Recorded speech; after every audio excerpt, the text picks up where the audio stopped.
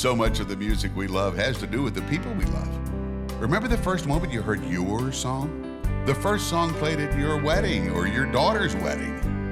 The music of your lifetime is colored by the relationships you have.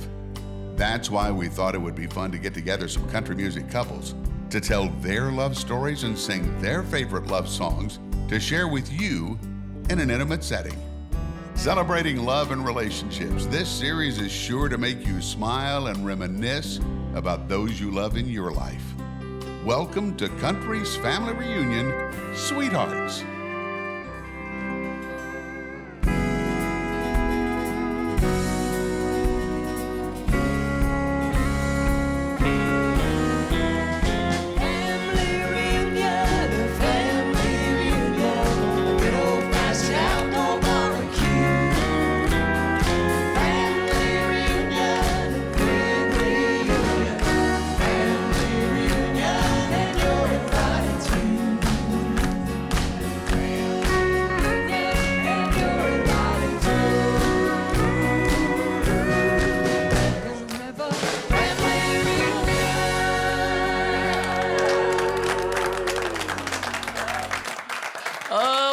Special family reunion this is going to be, a sweethearts reunion. Everybody that's here, your favorites that have been on our family reunion shows down through the years, but a little different twist in that the husbands of the females, the wives of the males are here. It's Couples Day. This is either going to be the greatest show we've ever done or it's going to be a train wreck. And I'm expecting everybody here to contribute to making it the best show we've ever done. I'm telling you what, I don't know if anybody's noticed Norah Lee Allen sitting here next to me with her husband, Dwayne. Have you noticed everybody really cleaned up extra good today? They had to be on their best behavior. That's it. How'd you get him in a suit and tie? Oh, he kind of likes to dress up. It's a role play thing. Would you like to tell us some more about role play? No, you go first. We're going to find out things we never knew and things we never wanted to know. I feel before this is all over. Musically, we're going to do love songs. The songs have got to do with love, and the lover boy himself is going to start us off, standing on the heart-shaped rug in front of the band. Oh, that is hard. The one and only Miss T. Graham Brown. Thank you, guys. After y'all.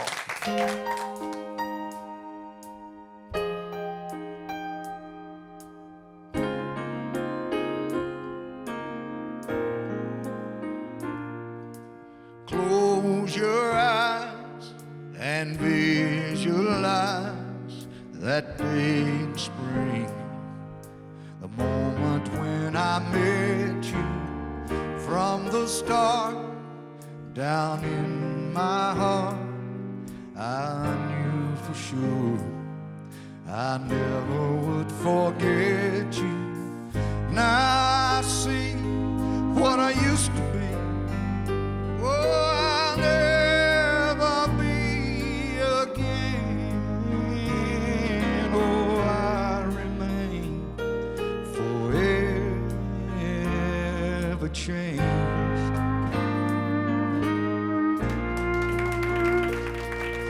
Touched my hand and life began as I stood there staring at an angel. Time stood still when you revealed that tender smile to a perfect stranger. I see what I used to be.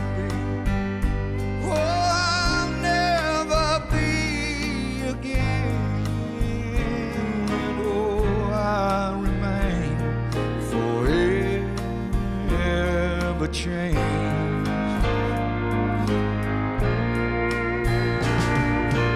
You took control of a wandering soul and gave his heart a home. And all that's left of the man I knew, oh, thanks to you, is gone, gone.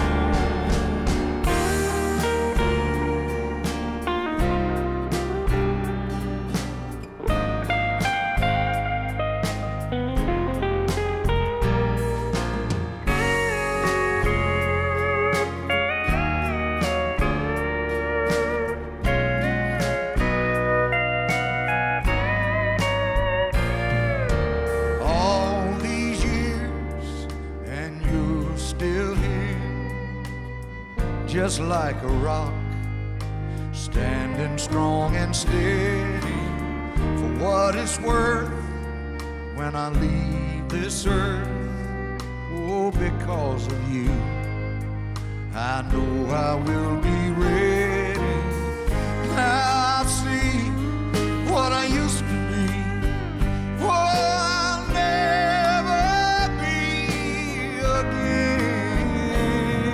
Oh, I remain forever changed. Oh, I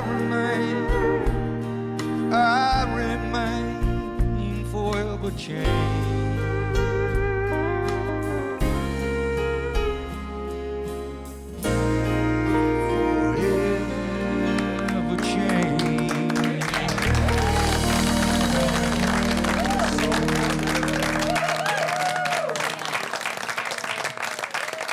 T. Graham Brown. Did you write that? No, I didn't. I wish I had. Dan Penn and Carson Whitsitt, the late great Carson Whitsitt, and gosh, Bill, I should know the other writer, but I don't. Well, I just wondered if you did. The way Miss Sheila was looking at you while you were singing that was like he was singing that just for you. Is he a romantic? Yes. Is he really? So this big guy, the clown that we all cut up with, and he's really a romantic at heart? He is. When it comes to her, I am. I would not be here. I would not be here. Amen. Wow. She pulled you through some pretty tough times? What's the best thing about being married to T. Graham Brown? It's never a dull moment.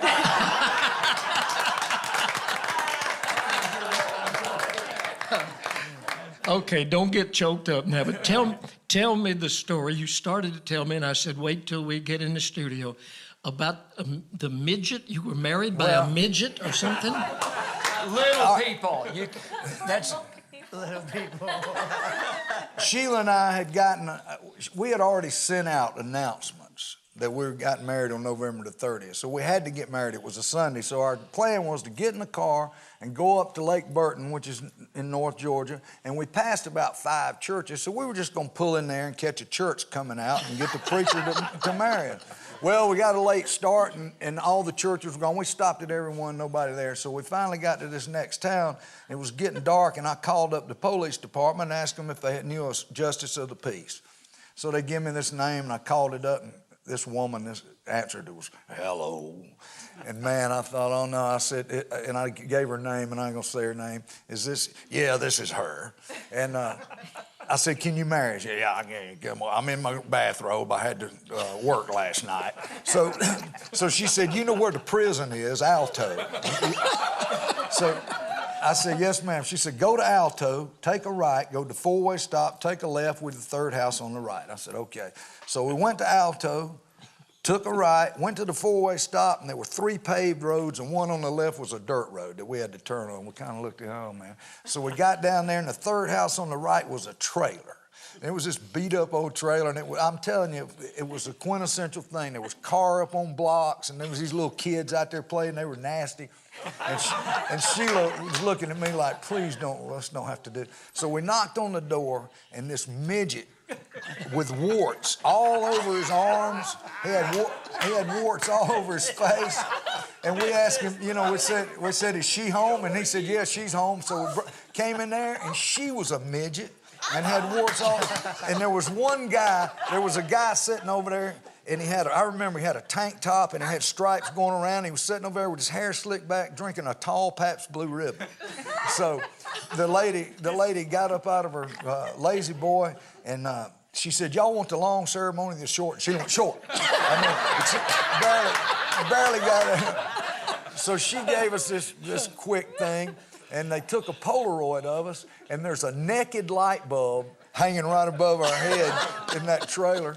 And so I had a tall blue ribbon with a guy, and we went on to the lake. And that was how many years ago? That was 1980. The secret to a lasting marriage. Yeah, secret to a lasting marriage. So Sheila, wait a minute. So Sheila went to town one time and went to the courthouse, and this woman said, did you get married? I thought y'all were getting married. And she said, yeah, we got married. And she said, I never got the paperwork. So I had to go back and call that woman up. We went back to the prison, took a right, four-way stop, took a left, and had to go back there and get the woman to sign it again, fill out a thing. She said, you want me to send it in? So she said, Sheila, no, we're going to send it in ourselves. You know? So a woman midget with the warts. But it's lasted, look how many years. You had the short ceremony, but the long marriage, and that's the best way to have it.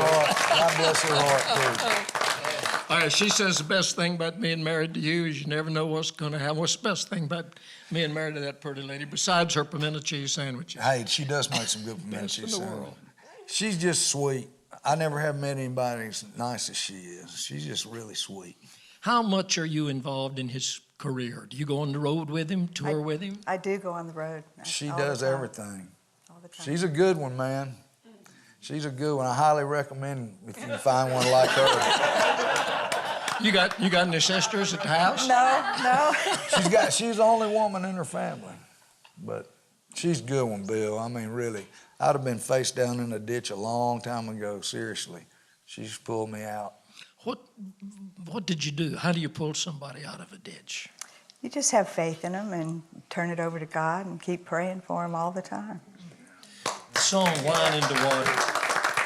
It's the story of our lives. Autobiographical? It's the story of our lives and a lot of other people. And that's going to be our mission for the rest of the time we have, is to get that song heard and let people know that there's hope for anybody that's going through anything that tough. A lot of hurting people out there, Bill. Good Lord, we met them too. Every time I hear you do that song, I choke up. I mean, it's just, and I've heard you do it a jillion times. Wow. Because I know it's honest. I know it's true.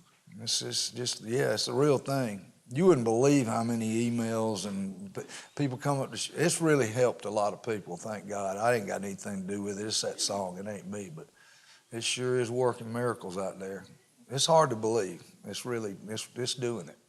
I remember when you just have the one child, right? Yes. Acme, Acme. your son. Did you name him after the boots? No. Acme Geronimo Brown, that's his name. Acme is a Greek word, it means the highest or the best. And Geronimo, he's a great leader, shaman, great guy. Here's the deal. I had this Jewish lawyer in L.A., and he found out we were going to have a son. He said, the Jewish tradition is name your first son so he'll have the same initials as you. And mine's Anthony Graham Brown, so it was natural. Acme Geronimo Brown. I mean, what other choice could there be? Geronimo. Acme. There was one or two other choices. George comes to mind. No, It man. fits him perfectly, though. He's the perfect Acme. Now, he was, at the last time I heard, he was trying to get in the music business or playing drums or bass or He something. plays drums and bass and just about He's anything. doing sessions and got a band, and I have not understood a word they say in his band. It'll take your head off, but they play big markets. When are they going to New York? They're having fun. They're doing what they. They go out on tour and all that, Well, you got to live He's your dream. 25. He's living the dream. Yeah, well, you lived yours. I did. When I was 25, I really was living the dream. Living the nightmare, mainly. Well, y'all have hung in there together, I know, through a lot of rough times and all, and Sheila, you certainly deserve a gold medal, and I'm not saying that just because I know him, but you're right. no, it's terrific. And I'll tell you the story of the pimento cheese sandwiches. T. Graham and I were together writing a song over at Gary Nicholson's house, and about noontime, you just had ESP and you knew we were starving. And you walked in, that's the best homemade pimento cheese I've ever eaten in my life. Someday I want the recipe. Sure. We wrote 2 songs that day, Which Way to Pray and Our Love Has Been a Blessing and a Curse. And there's the greatest recitation on there, Bill. Now, I ain't ever let anybody hear it, but I got it. Bill put one on there, boy. It's about the funniest one I've ever heard in my life. Well, promise me you won't play it for anybody. No, I'll play it for you, though. You'd love it. I got it. It's really funny. Well, that was a fun day. Y'all are sitting next to another pretty special couple over there that have an interesting story, and they've told the story on our show before, T.J. Shepherd and Kelly Lang. Great to have y'all here together. We were married by the wrestler Andre the Giant. I'm just kidding. So is that a true story? Yeah, it's true. That's incredible. Did you say warts and it was a prison?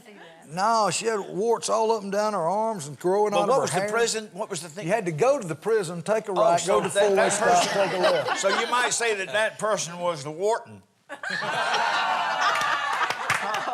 You've been sitting here all this time trying to figure something fun out, right? Oh, good Lord.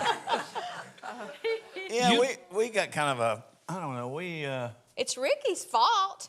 It's it is Ricky's fault. Ricky's fault. We were having dinner at Ricky's house. I swear this is a true story. Right. One night, and we were sitting there eating chili that Sharon had fixed, and all of a sudden, out of nowhere, Ricky looked at me and he said, "So when are you going to marry her and make her an honest woman?" And I said, "Huh?" He said, "I want you to get married right here at the house, and we'll have the wedding right here." And that kind of got me to thinking about getting married. And so... And then another friend of ours had actually put the calendar in front of me, and she said, "Pick a day for your shower." And I'm like, "Well, we're not getting married right now." And she says, "Well, according to this, you're going to have a shower on sometime in May, so y'all can figure out your wedding plans after that." So friends just felt the need to rush him along, thank goodness. I'm blessed because I got a chance to marry my friend. And a lot of us in this room would probably say that we married our best friend, because I've known Kelly for so many years, and she'd been a part of my life for so long that I can't remember a time that she wasn't there. And so I'd be lost without. I got a chance to marry the girl of my dreams. Oh. I really did. Beautiful girl who is also a great singer. You come from, I started to say your connections with Conway Twitty. Of course, your dad was Velton Lang and was with Conway for years. He road managed Conway for 25 years. And, I just kind of grew up around the music industry since I was 1. Conway moved all of the organization over to Nashville when I was about 6 or 7.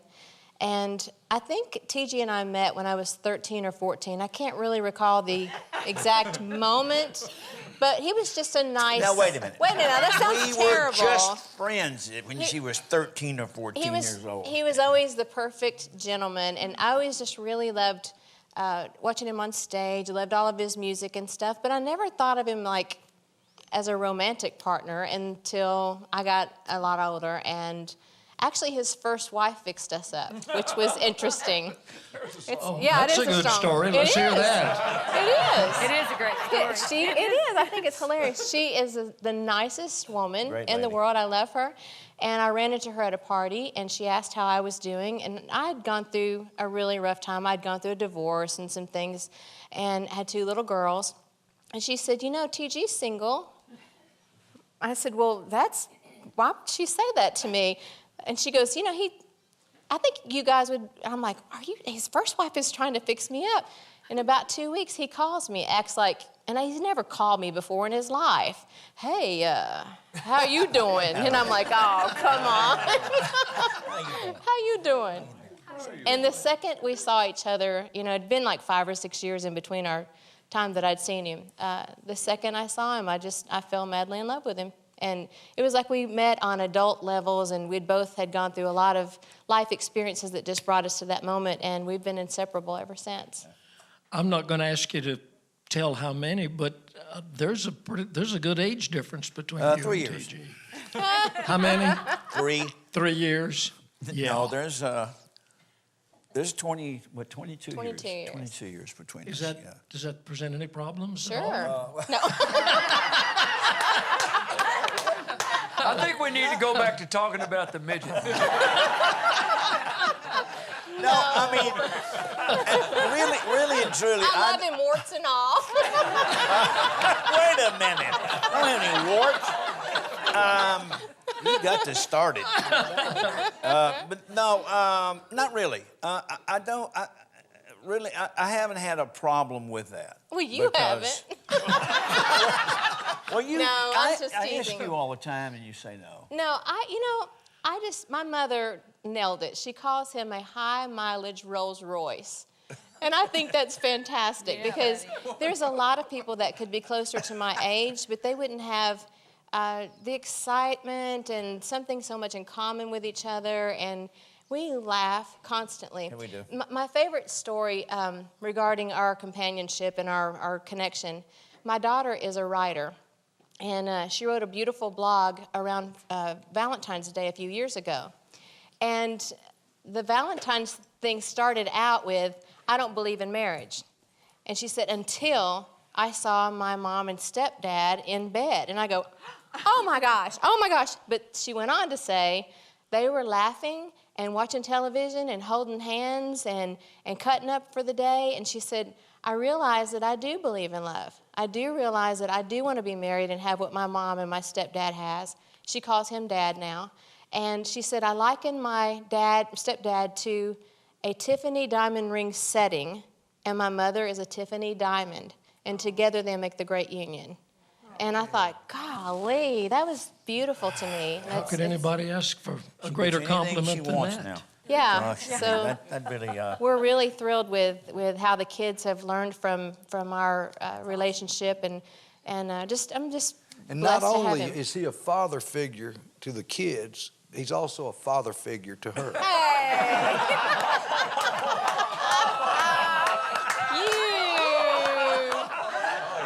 Is it too late to leave the show? So the fact that I call him Big Daddy is a problem for y'all. No. Actually, at home.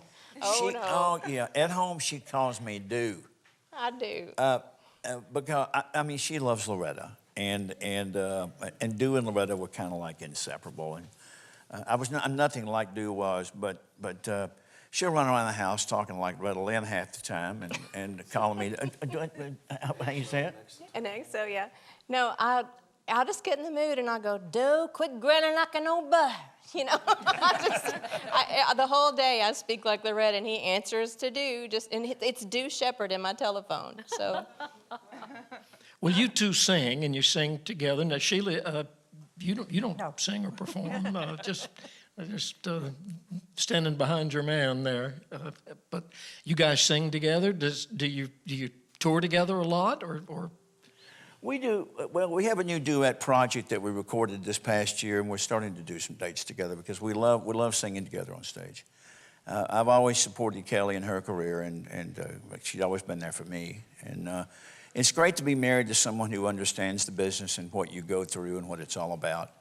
I mean, she knows that feeling of standing on stage and feeling the crowd and that incredible thing that we all get as performers on stage that is nowhere else in our life. It's an incredible thing that happens to a performer on stage, and I think that's why a lot of us you get, it's like a drug, really. I mean, when you hear the applause and the adulation that people give you, it's an incredible feeling of accomplishment in your life and what you've done. And she knows that feeling, and so I can go home after being on the road, and she'll say, "How were the shows?" And I'll go, "It was this kind of crowd tonight. They were." And she says, "Yeah," because she's been there. She knows, and so I'm fortunate to be married to somebody who understands the business. And, Y'all sound great together. I heard you in here yesterday rehearsing Islands in the Stream. How about a little bit of that from you? Sure.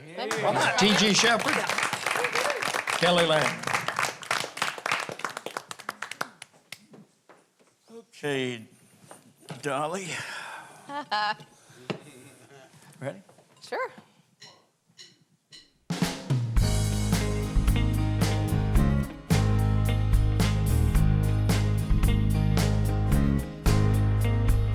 Baby, when I met you, there was peace unknown.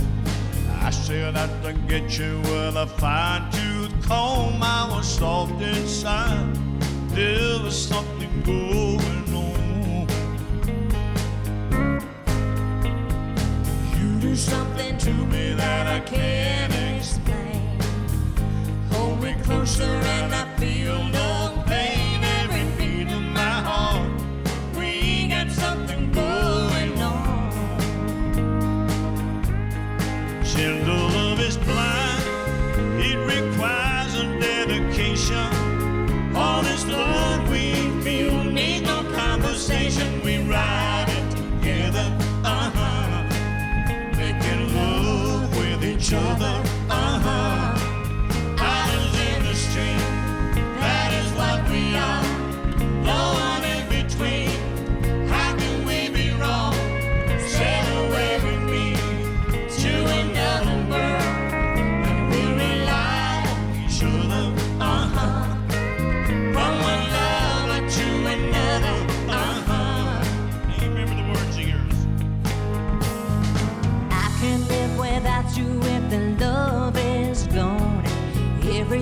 is nothing if you've got no one and you're just walking the night, slowly losing sight of the real thing. But that won't happen to us, and we got no doubt. Too deep in love and we got no way out, and the message is clear. This could be the year for the real thing. No more will you cry, baby, I won't hurt you never. We started in as one, in love forever. We can ride it together. We can love with each other. Islands in the stream, that is what we are. No one in between. How can we be wrong? Sail away with me to another world, and we'll rely on each other. From one lover to another.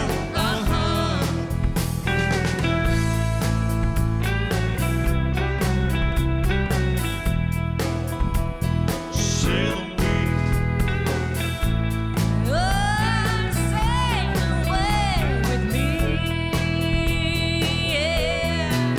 Islands in the stream, that is what we are. No one in between. How can we be wrong?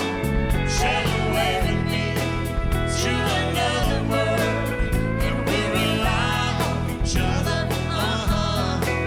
From one lover to another. Islands in the stream, that is what we are. No one in between. How can we be wrong? Sail away with me to another world, and we'll rely on each other. From one lover to another.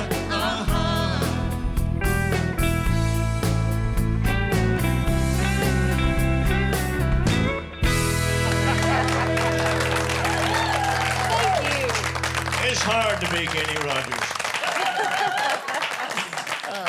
Sweethearts is the Sweethearts reunion. That's what this is, and great to have y'all here. And you sound Thank you. sound wonderful Thank you. together. Yeah, just Thank you so terrific. much. We had a lot of fun recording our album and learned a lot about each other, Bill. Yeah, we did. We did. What do you learn in a studio? I'll that- never do it again. No, it wasn't hard. It wasn't hard recording together. It's just I'm kind of a perfectionist, you know. Although I still forget words to songs, but and in the studio, I like for things to be a certain way, and she's kind of a little looser than that, you know. So I mean, I want the words to be correct and.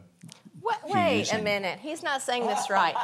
What? We have two different styles. Neither of them are wrong, but I go in and I don't even bring the sheets with me. I just sing what I recall, and I fly by the seat of my pants. And he's very, very picky, and everything has to be a certain way, even if the words are incorrect on the lyric sheet. He will sing it properly, even though it's wrong on Google. So we learned a lot about each other. It was a lot of fun.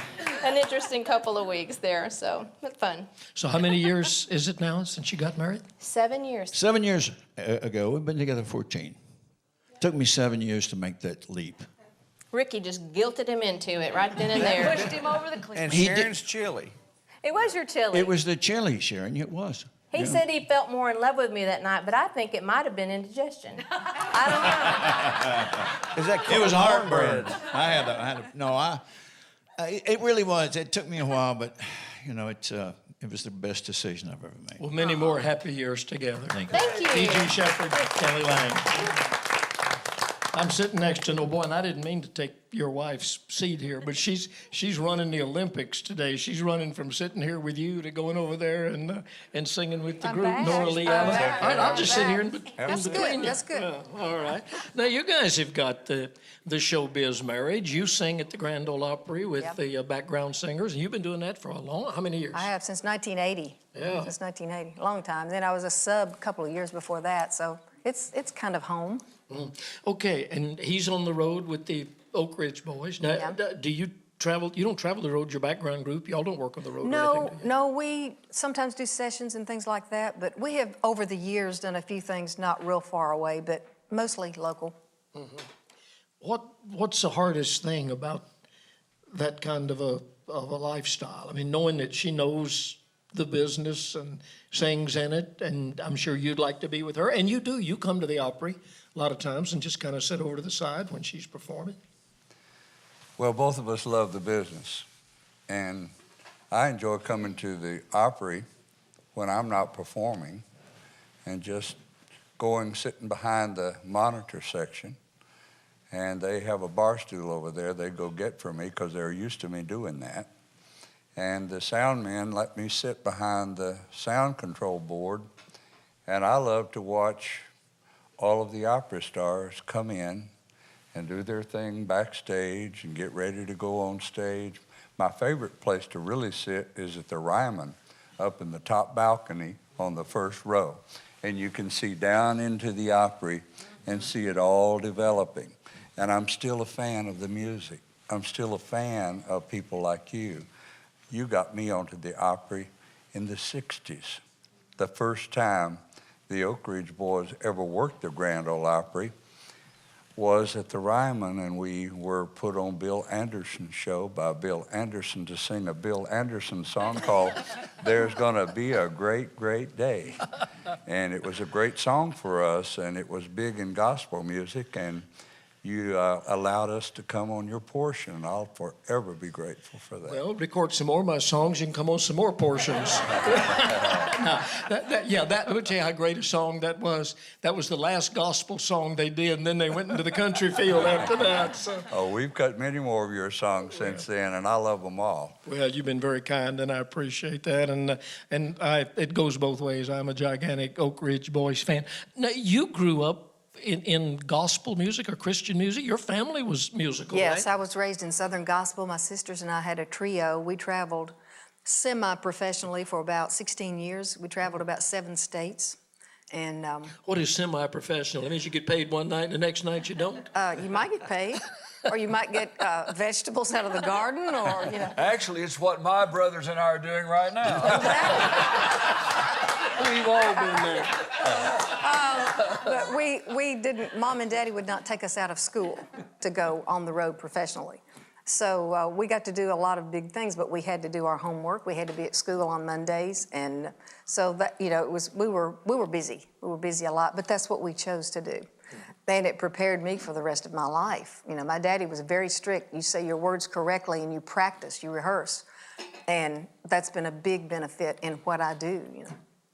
And he was raised pretty much the same way. So that was easy for us to have a lot in common because we were raised alike. So that helped. How'd you meet each other?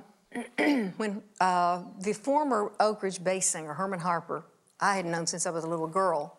And my family always followed. Whatever group Herman was in, we would go see them. And he migrated and eventually became an Oak Ridge Quartet member. We naturally would go see them.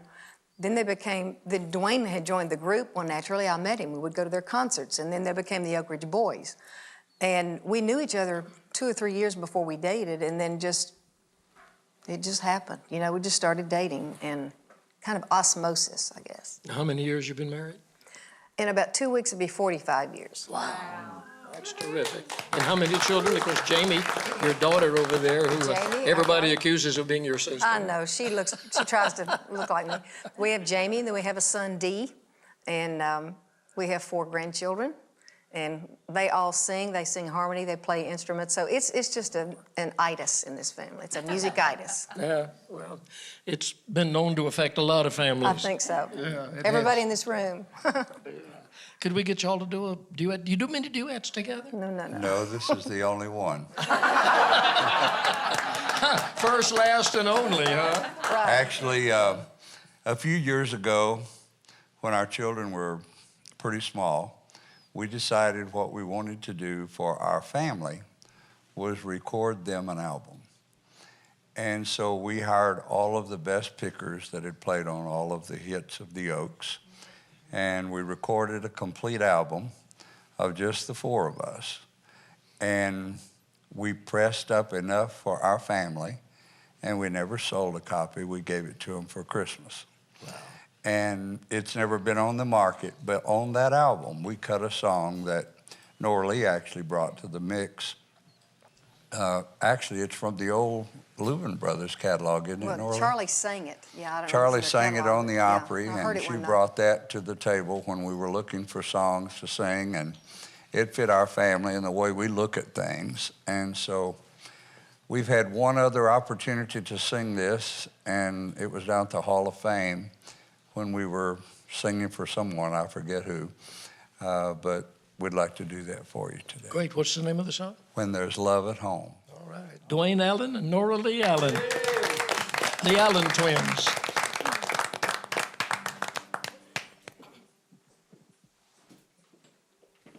Okay, gentlemen.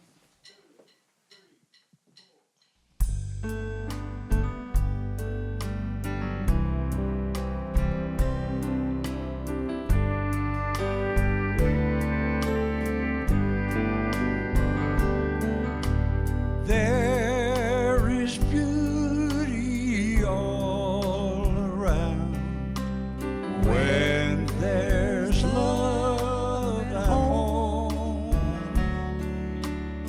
There is joy in every sound when there's love at home. Peace and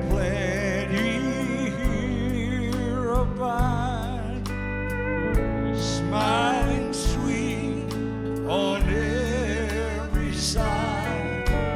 Time does softly, sweetly glide when there's love at home. In the cottage there is joy. When there's love at home. Hate and envy won't annoy. When there's love at home. Roses blossom beneath our feet. All the world's a garden sweet, Making life a bliss complete when there's love at home. Love at home. Love at home. Time does softly, sweetly glide when there's love at home.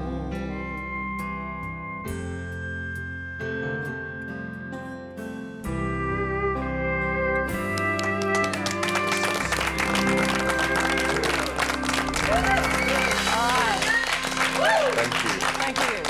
Thank you, guys. Norah and Dwayne Allen. That's fantastic. I could hear the Louvin Brothers doing that. Stay there just a minute and look at the little screen. We've got some pictures, I think, from a family Okay. scrapbook of Dwayne and Norah. If we can pull them up here and take a look at them. I think y'all went back and found some oldies but goodies for us.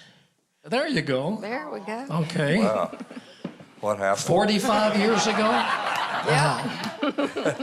Where was that, Norah? Your Who hometown is in that Kentucky? guy? That was in Bowling Green, yes. In Bowling Green, Kentucky. Yep.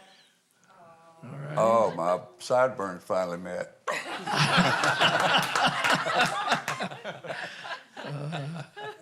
I think is there one more? That's a special Oh my friend. goodness! Yeah, there you are with another All right. a pretty famous couple. Yeah. Former president Yeah. and First Lady George and Barbara Bush. You Good family friends of ours. became very close Yeah. family friends. Dwayne, I heard you say yesterday, I think it was, that you just got off the bus from Kennebunkport, Maine. Were you up there visiting them? Or? We went by to visit with and have lunch with George and Barbara. on Monday. And happy to report they're both doing really, really good. Wonderful. So they send their blessings to all of you too. I've told them we were coming down to doing a lot of shows with all of the reunion friends here, and they watch that show. They love it very much. Do they really? Yes, they Big do. country music Cool. fans. That's Yeah, big wonderful to music, know. country music Yeah. fans. Yep. Yeah. How did you get to be friends with them? How did you know them? Well, we were doing a barbecue on the lawn for President Reagan. And it's when both sides of Congress, the House and the Senate, come to have their annual barbecue on the lawn. And you're supposed to leave all the politics in the building and come out and party together. Well, they invited us to come. And we were doing an afternoon sound check. That afternoon, we looked up toward the White House, which was really kind of an awesome feeling, just seeing what we were looking at. And here comes this long, lanky guy running toward the stage with a sack over his shoulder. Got closer to the stage, we thought, that looks like Vice President Bush. We had heard that he was a fan of ours, but we didn't know for sure. A lot of people say a lot of things. But he got down there and he started requesting album cuts. Okay, we'll do Freckles for you. We haven't done it hardly at all, but we'll do it for you, the Vice President. What else? Well, he started naming album cuts off of our albums. Awesome. Well, we knew then that he really was a fan. He gave us all T-shirts. He had to go to Africa, so he couldn't be at the show that afternoon. He wanted to hear a show. So we did a show for him that afternoon on the lawn. After that, he started inviting us to come to different things, and we became dear friends. That's wonderful. Great story. Of course, that was you and the Oak Ridge Boys. Norah Lee, I was there. you were there. I was there. Oh, you were there? I was there, Oh, so yeah. you get to Yeah. be a part of that. Yeah. Well, that's wonderful. 45 years together. Dwayne and Norah Lee Allen. Yeah. Y'all come on back over and have a seat. Ricky and Sharon. Ricky Skaggs, Sharon White, another two showbiz family. How's it working so far? How many years? 33-year. Not bad. 33 years. It's working. Think it'll last? I think it'll Yeah. last. Yes. I think it'll last. Sharon, in Ricky's book, which I have been touting at various points and places around, he talks about meeting you and seeing you, I think, for the first time. I think, if I remember it right, you were kind of overwhelmed the first time you saw her, weren't you?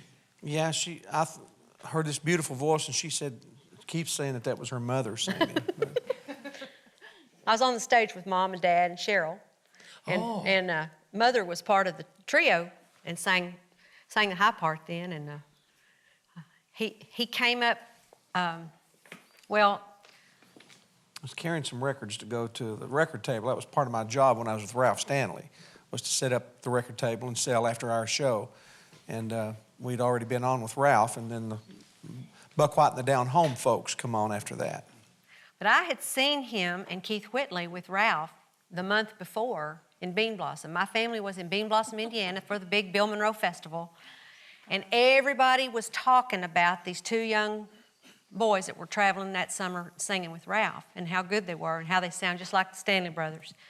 And we were in our campsite when they started singing, and we went and ran to the stage. I mean, it was just a sound going through the trees, and everybody did. It was just drew everybody like a magnet. And we stood there and watched them sing, and it was those sounds that we'd heard on record, you know, like the Stanley Brothers. And we were working the following month, which would have been July, in Kilgore, Texas, on the same festival. So Cheryl and I said, we're going to meet them guys next month. And so we went up to their record table. I'd never done that before in my life, introduced myself to a young man. But I said, I'm Sharon White, and shook both of them's hand. And then Tell who the other one was. It's Keith Whitley. Yeah. Wow. I thought I said that. I'm sorry. Yeah. I just say Keith like everybody ought to know who that is. Cheryl went up to Keith, and you come up to me. That's the way he remembers it. That's just fine. Was it love at first sight? My heart Pounded a little bit, yeah. I really, I was trying to figure a way that I could see her again before that festival was over.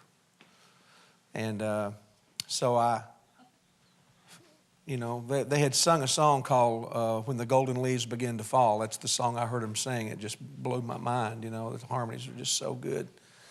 And so I managed to get away from the record table long enough I could get over there to where their little campsite was set up, and so I asked Sharon if she'd write down the words to that song for me, And I didn't know anything but the chorus, so I had to go to my mom and say, Mom, what's the words to this song? And she's and just Mom's flying, Mom was like, don't you get it? I was totally oblivious to it. Of all the pickup lines I've ever heard in my life, honey, will you write down the words to that song? That's unique, isn't it? Priceless. Unique. A lot of people think that's what a songwriter does. Yeah.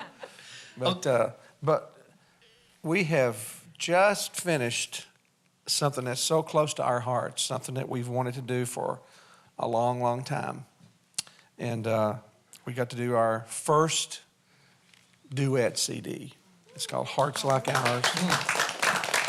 And in 1987, we had CMA Duo of the Year with Love Can't Ever Get Better Than This.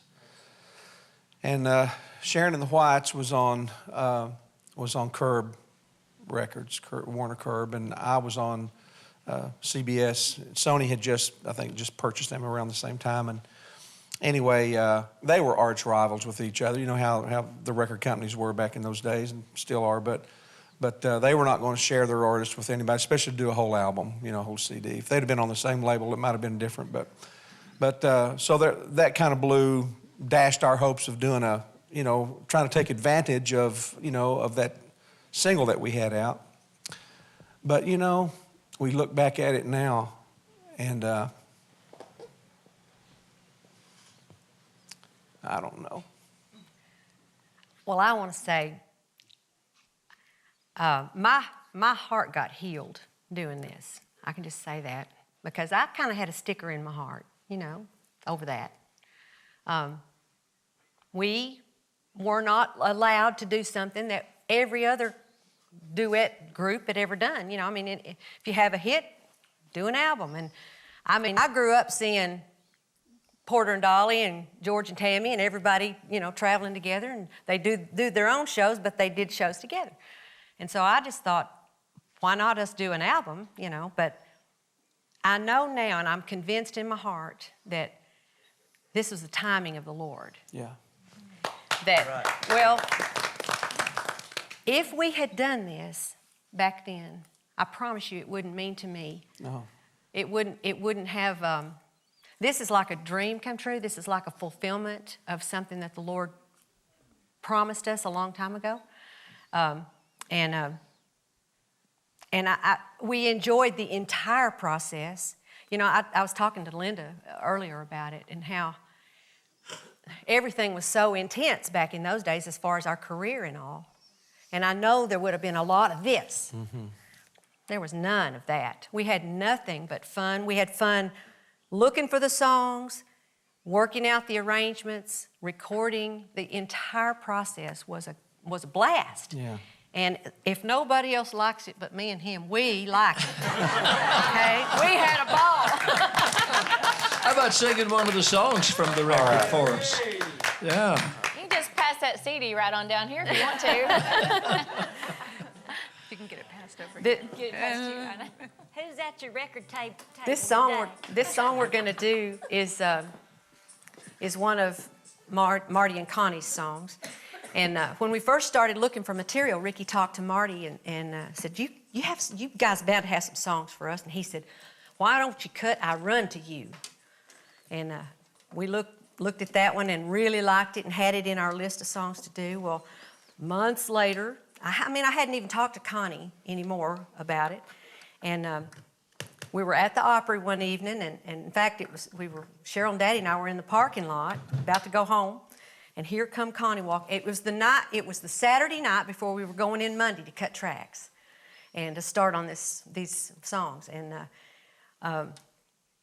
I told them, I said, y'all pray for us. We're cutting Monday. And so here comes Connie walking up. Cheryl says, they're cutting your song Monday. And she just lit up, and Cheryl said, they're cutting I Run to You. And her face kind of went like that. She said, well, I thought you were going to say you were going to cut Hearts Like Ours. And I went, I'd forgot about that one. And Cheryl and I sang some songs with Connie on the record that Hearts Like Ours was on. And I remembered the song when she said it. So I went home, got my CD out, and was listening to it. He was gone. He came home the next day, and I said, we need to listen to this one. And I said, I don't know what we'd leave out. I don't know which one we'd leave out, but this one, you know, is sure good. And he listened to it, and he said, let's just cut it too. And it turned out it's the title of the album. It's called Hearts Like Ours.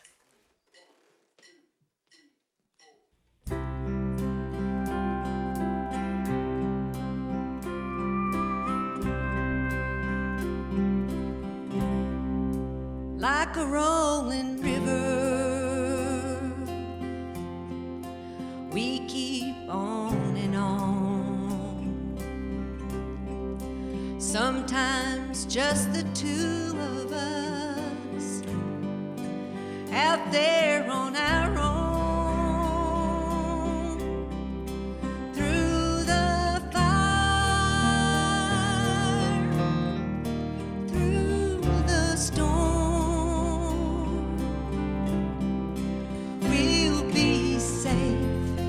Here inside each other's arms, hearts like ours, strong and true,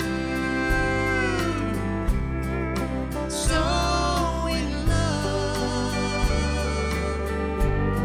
that's me.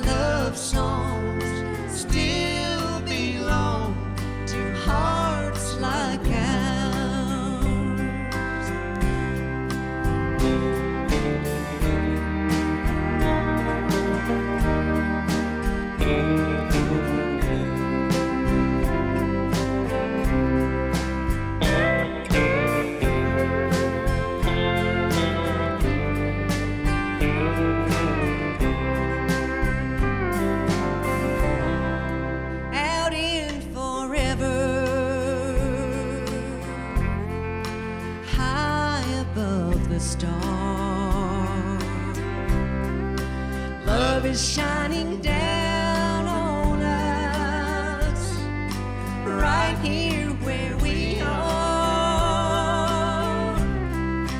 for the world to plainly see every day, just the way love can be.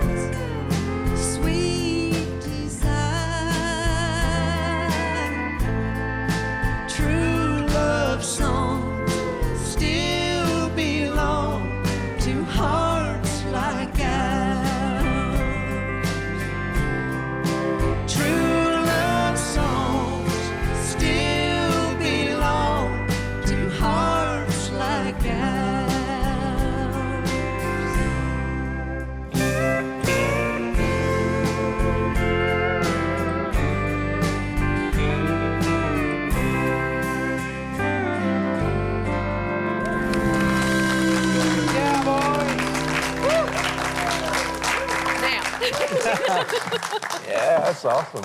Don't you love to see people who are in love singing together like that? I mean, Sharon, the look on your face, I couldn't see Ricky's face quite as good, but the love just shows, man. And what a beautiful song. Good luck with the record. Ricky, I'm sure there's some .com they can order that from. SkaggsFamilyRecords.com. He's doing that again. Or Amazon or iTunes. Yeah. Yeah, they'll have it. Well, I hope Thank it you, does Bill. well for you. I can Thank tell you. it was Well, I brought a you a labor copy of love. over there. It's already been. Oh, Oh, okay. My copy's gone. Well, I'll order one. All right. Thanks, Norah Lee. You Ricky and sounded Sharon, great. everybody. great. That's great. And this awesome band, boys. Good job. If some of you just joined us, it's a Sweethearts reunion we're having here this time on Country's Family Reunion, celebrating love between people that are in our music business, some who are like Ricky and Sharon and TG and Kelly, and Dwayne and Norah Lee. They're married and share music and life together. Then there's David Frizzell, who married way above himself. Your beautiful wife, Joe. We're glad to have y'all here as a part of this. Thank you. Wow. Yeah. Joe, I don't know if you sing or ever perform, but I do know this. I'm on your mailing list for all of your emails and things that go out. You're very, very involved in David's career. Very, yes. Does he pay you good for that? No. What all do you do? Well, Everything but sing wino. that's it. Everything else, that's it. I've tried, but he doesn't give me a mic, so I get the mic stand, no mic. But I mean, do you handle like the business? You travel on the road together, right?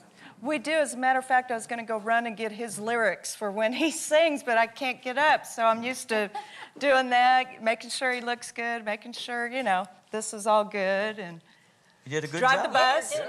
Thank you. Yeah, thank you. Wait a minute, did you say drive the to work bus? with. Drive the bus. You drive the bus? Yeah, you haven't been with us, have you? When I I'm don't driving? think so. Oh, Celie was sitting next to me one day, and David's in the back, Jeannie Celie, and she said she's on the phone, and I'm driving the bus. She said, "I'm so proud to be a woman today." And she said, "I'm riding, and Joy Frizzell is driving." So we're going along, in the Prevost. Well, he doesn't let me get off, turn right or left, but I could.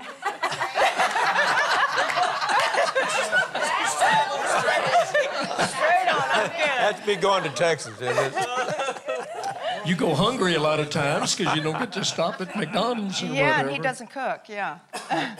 How long y'all been married? It'll be 24 years in a couple weeks also, so I think we're close to somebody else. We're on the 17th, which is Dwayne Blackwell that wrote Hire a Wino for David. It's his birthday on that day. So every year we're like, "Happy birthday, Dwayne." He's like, "Happy anniversary."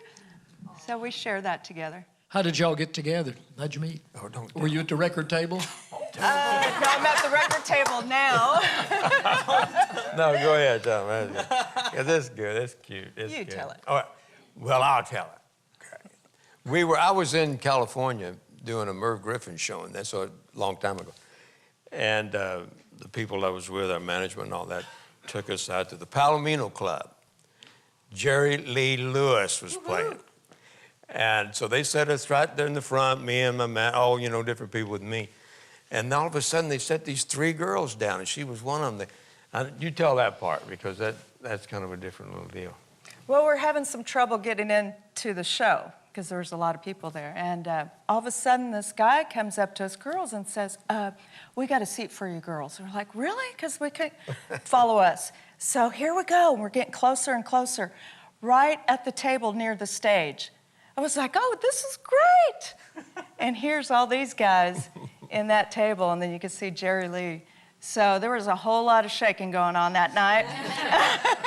I met David on the way back to meet Jerry Lee Lewis, but I met David first. Yeah. She never made it all the way back to see Jerry Lee, Did you grow up a country music fan? Were you aware of the Frizzell legacy in country music? Actually, I am, yeah. Merle Haggard, Lefty Frizzell, Johnny Cash. You were familiar with all of them before you met David, I'm saying. Yeah. Mm-hmm. Not after.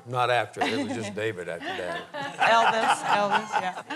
But yes, I'm a big country fan, Buddy Holly fan. We just finished a country tribute to Buddy Holly. So we love the oldies, we love country music, and we get to be around all these people, which is, we work together, we play together, and it's a treat because I am a fan and of all you guys that are sitting in here. So our work is almost like play because you enjoy it. You enjoy the shows, we enjoy each other's company, each other's cooking. Hey, Bill, we did that Buddy Holly thing, and we've done some other things. These two are amazing. Yes, they are. They are amazing. They work together so well. They got it down. They got it together. There's nothing left to... She's the one. No, they got it together. They're perfect. Thanks, They're Steve. perfect. Thank you. You guys are perfect, though. They're good ones. You guys are good ones. Does she make good pimento cheese sandwiches? Well, if she does, she never has brought any around. I'm not going to top Sheila's. pimento. You don't sing though, do you, Joe? I do, but not with Mike. Okay. So. You don't perform. Not in any particular key. Yeah. It's awful. I don't have a key. Yeah. I was sitting there one time and there was this piano, so I was and she started singing, and I couldn't find it. All these keys, and it wasn't on there. I thought, somewhere there's a note, but I cannot find it. So I get to do all the other stuff. But she's so unbelievable. I write all the songs for her. Every song I write for her. Aren't you going to sing a love song that you wrote for her? If you would like me to. Yeah, absolutely. Yeah, come on up and do it. All right, so applaud one more time. Now, the two of you don't have any children together, do you? No. I didn't think you did. Wait a minute. She's running for the record table. Oh, yeah. You've Would you got... help me here, please? Does it... There you go. Stick it in. See what I get to do, Bill? Live support. Yeah. Well, let me just amplify this. Might just as well. All right. Oh, man. We got stories to tell. Oh, wow. Okay, yeah.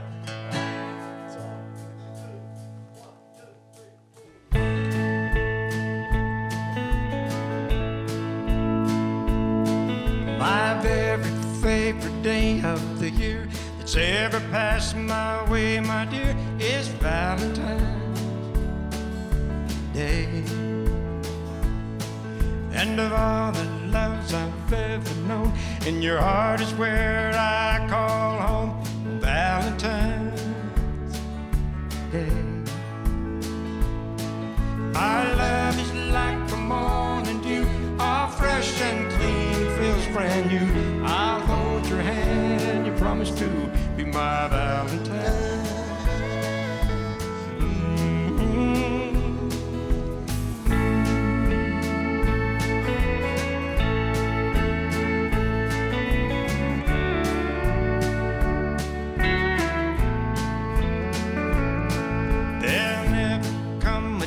That I won't wanna be right by your side on Valentine's Day. It's a day of love and holding on, promises of days to come on Valentine's Day. Our love is like the morning dew, all fresh and clean, it feels brand new. I'll hold your hand, you promise to be my Valentine.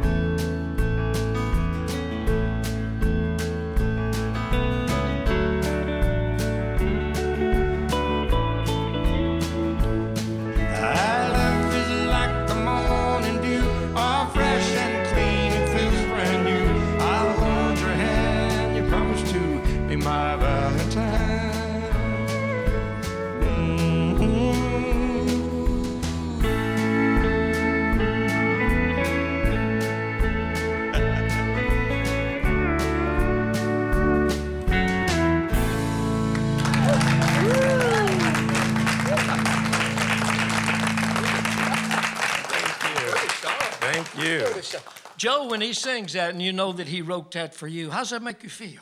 It makes me feel great. Make you want to cry or laugh? Depends. You know, he writes a lot of them, so that's a crier.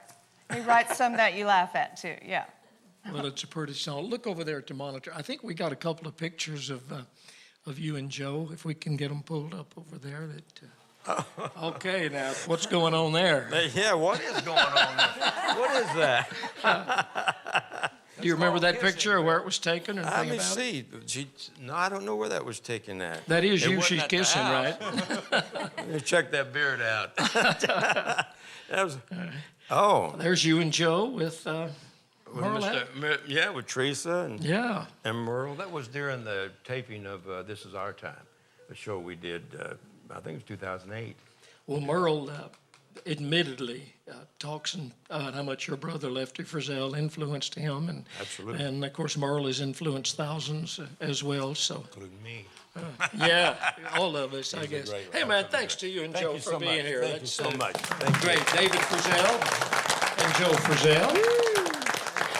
You know, not all love songs are happy songs or really tender love songs. There's a guy named Mike Settle. Some of you guys may know Mike. He was with Kenny Rogers in the first edition for a long time. He wrote a song that they had a big hit on, and everybody knows the chorus to this because it's been recorded many times. Dolly recorded it and other people, and I made a record of it one time. But, hello. The story in this song, it kind of paints it all in just a little bit different way. And I thought, since I don't have anybody with me today, I thought maybe I'd share this song. And we're going to kind of think about what this song says, because there's a lot of truth. Those of us that are out on the road and we leave the people that we love at home, and we don't necessarily want to, but we sort of have to. And I guess that's the mood Mike Settle must have been in when he wrote a song called But You Know I Love You. And I bet y'all can sing along with me on the chorus.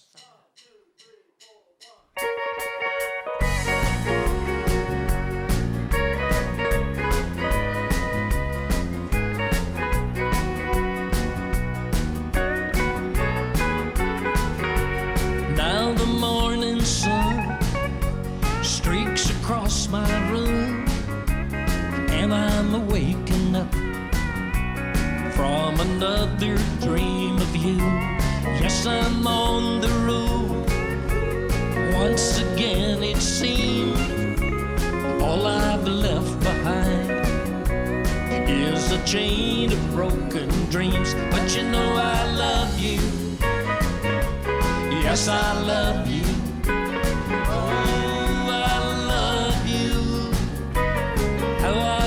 This love was all we'd need to live.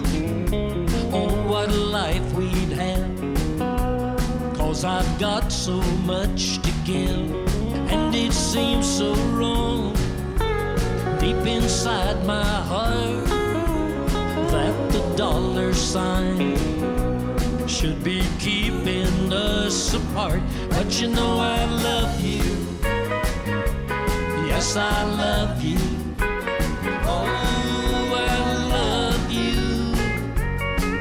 If only I could find my way back to the time when the problems of this life had not yet crossed our mind, and the answers could be found in children's nursery rhyme.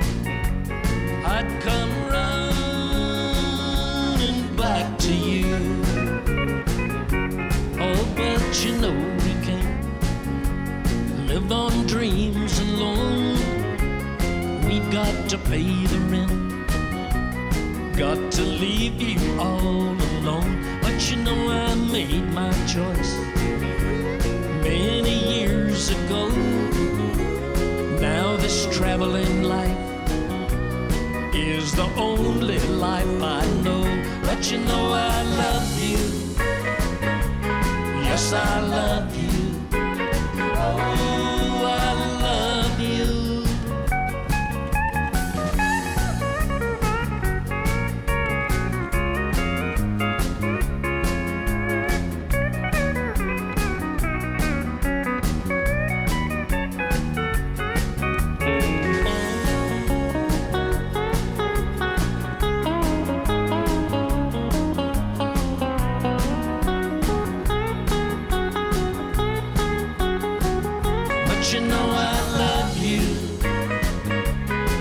Yes, I love you.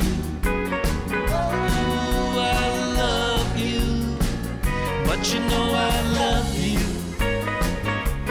Yes, I love you. Oh, I love you. But you know I love you.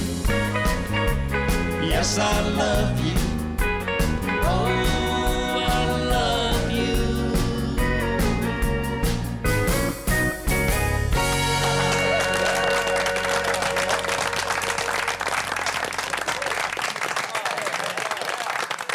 Thank you. Thank you for your help. Is there a better band anywhere in the world? I don't know where they'd be keeping them. Real quick, Dark Johnson on the piano and the keyboards. Mike Johnson on the steel guitar and the band leader. Mark Johnson on the bass. Hank Singer on the fiddle. The immortal Jimmy Capps on the lead guitar. The immortal. I think I was right the first time. Les Singer on the acoustical guitar and the banjo. John Gardner back on the drums. And Norah Lee Allen and Jamie Martin and Dennis McCall doing the background vocals. They are terrific. All of you. We love you. Couldn't do it without you. We got to take a break. We'll be back tomorrow on our Sweethearts reunion very shortly.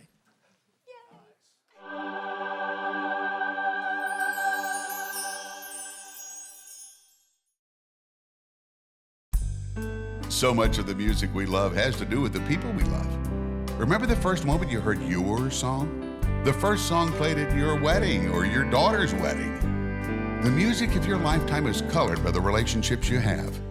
That's why we thought it would be fun to get together some country music couples to tell their love stories and sing their favorite love songs to share with you in an intimate setting. Celebrating love and relationships, this series is sure to make you smile and reminisce about those you love in your life. Welcome to Country's Family Reunion, Sweethearts. We're celebrating love with our friends and our fellow artists on Sweethearts Reunion with the cast of Country's Family Reunion and their spouses and significant others and whatever. Jimmy Fortune and Nina. The last time we were sitting somewhere together, I think, was in the back of my boat out in the middle of Old Hickory Lake one Sunday when y'all were nice enough to come and spend some time with us. Well, you were nice enough to invite us. We don't know many people with boats, so it's pretty nice.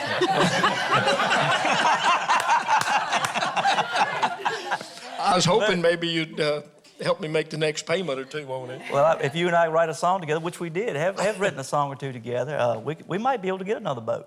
Where'd you get such a pretty wife? The good Lord looked out for me. I don't deserve it, believe me. I tell you what, I overmarried big time. But son, every one of us did, buddy. Well, you ain't the only one. I really feel like she's a godsend. I was going through a divorce. It's been about 20 years ago now. We've been married almost 16 years coming up, and knew each other. We dated for about 5 years.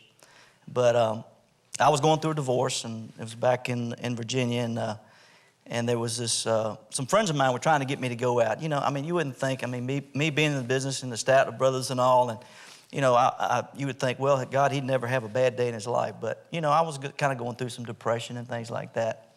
And I was kind of staying at home. I wasn't really going out much. And I had some friends of mine said, hey, we're going to go to this building supply that a friend of ours owns, which I bought things from there as well. And said, there's a party there tonight, so why don't you go with us? And I turned them down. I was like, nah, I don't want to go, you know. And and they made me go that night.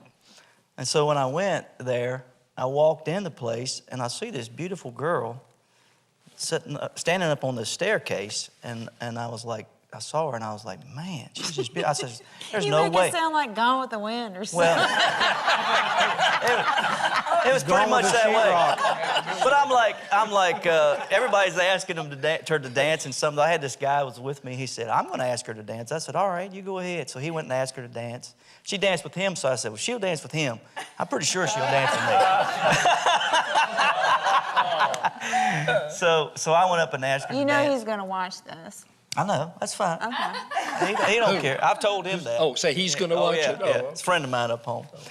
But anyway, I asked her to dance, and she was dancing with me. And while we were dancing, she's looking all around like this, and I said, who are you looking for? She said, somebody told me one of the Statler brothers was going to be here tonight. She said, I don't see anybody here that looks old enough to be one of the Statler brothers. And I looked around, I said, neither do I. So we talked a while and everything, and so I kind of, we stopped dancing. I went on kind of about my business. So I said, well, shoot, I'm going to ask her to dance again. So I went back over and I asked her to dance again. We're dancing, and somebody comes by me and says, hey, I enjoy your TV show. And I said, oh, thank you very much. And she's looking at me like, what TV show have you got? I said, I'm on a TV show. And she said, what is it? I said, well, I'm on Statler Brothers TV show. She said, you're the Statler Brother? I said, yeah. And so then I proceeded to bug the heck out of her. I know he showed up at my work the next day. Showed up at your work? Yeah, she worked there. I worked at the building supply, yeah. I needed some building supplies. All of a sudden. Yeah, all of a sudden. But it was one of those things where, I don't know, we just took a liking to each other, and I think that was the magic part of it. We liked each other so much. Because I had a lot of baggage with my life. I mean, I have 7 children, 8 grandchildren, and they're a blessing.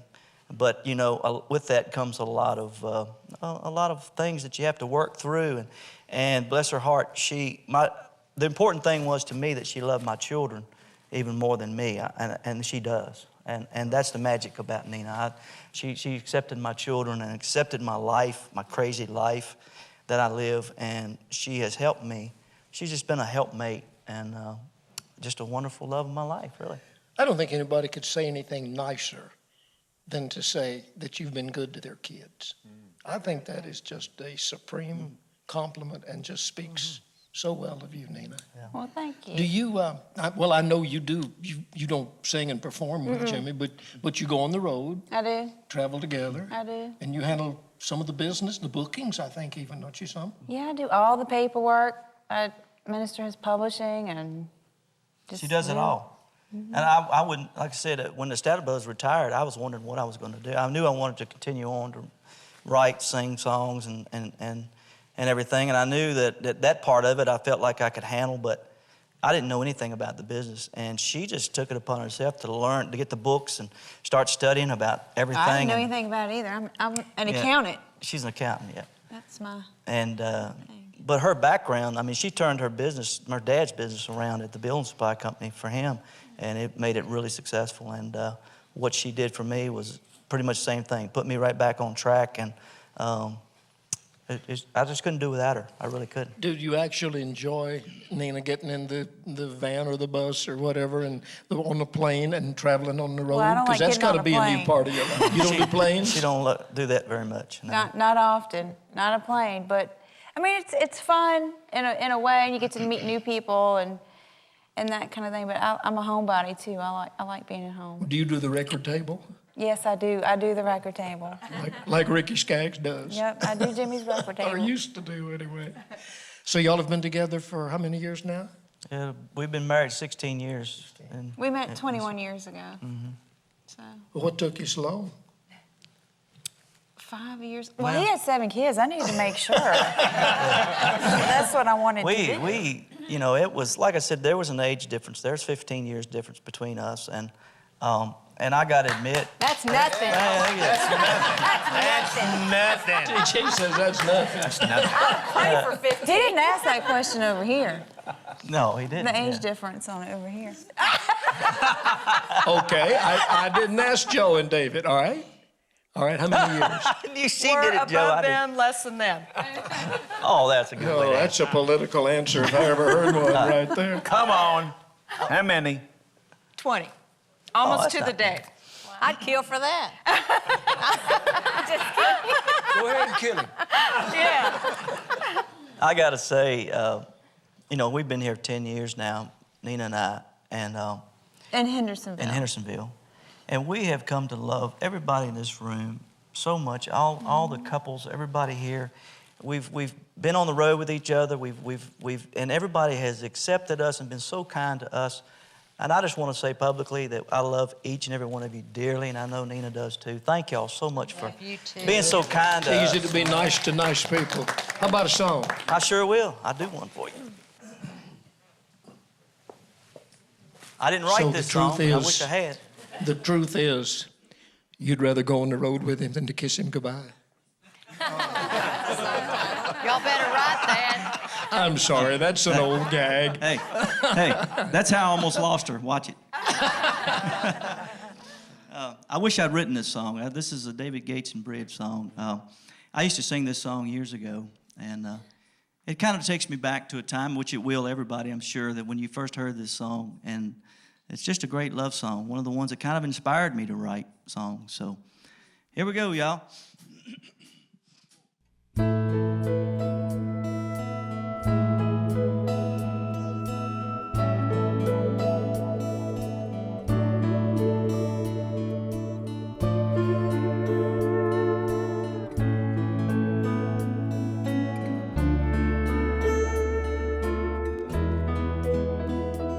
If a picture paints 1,000 words, then why can't I paint you?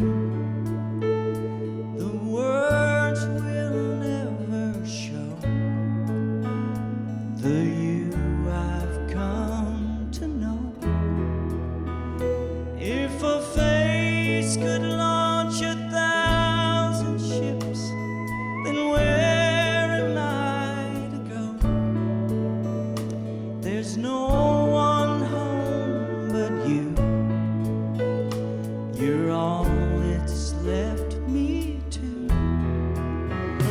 And when my love for life is running dry, you come and pour yourself on me.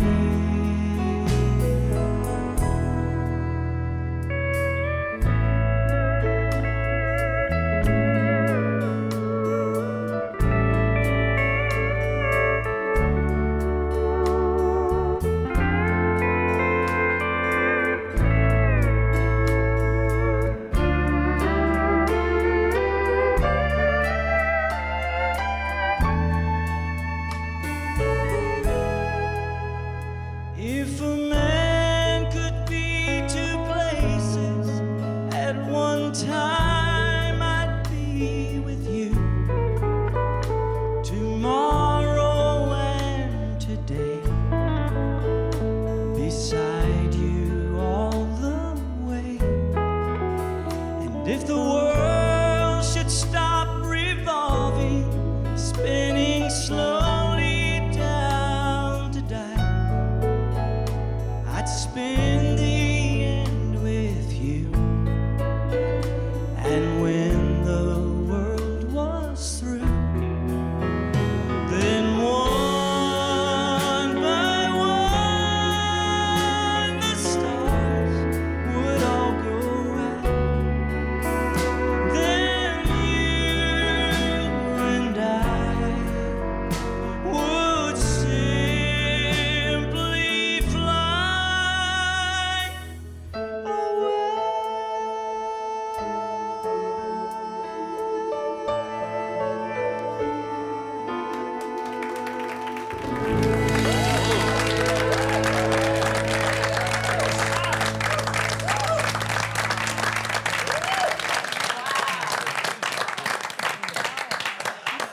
Nina, you had the greatest look of love and pride on your face.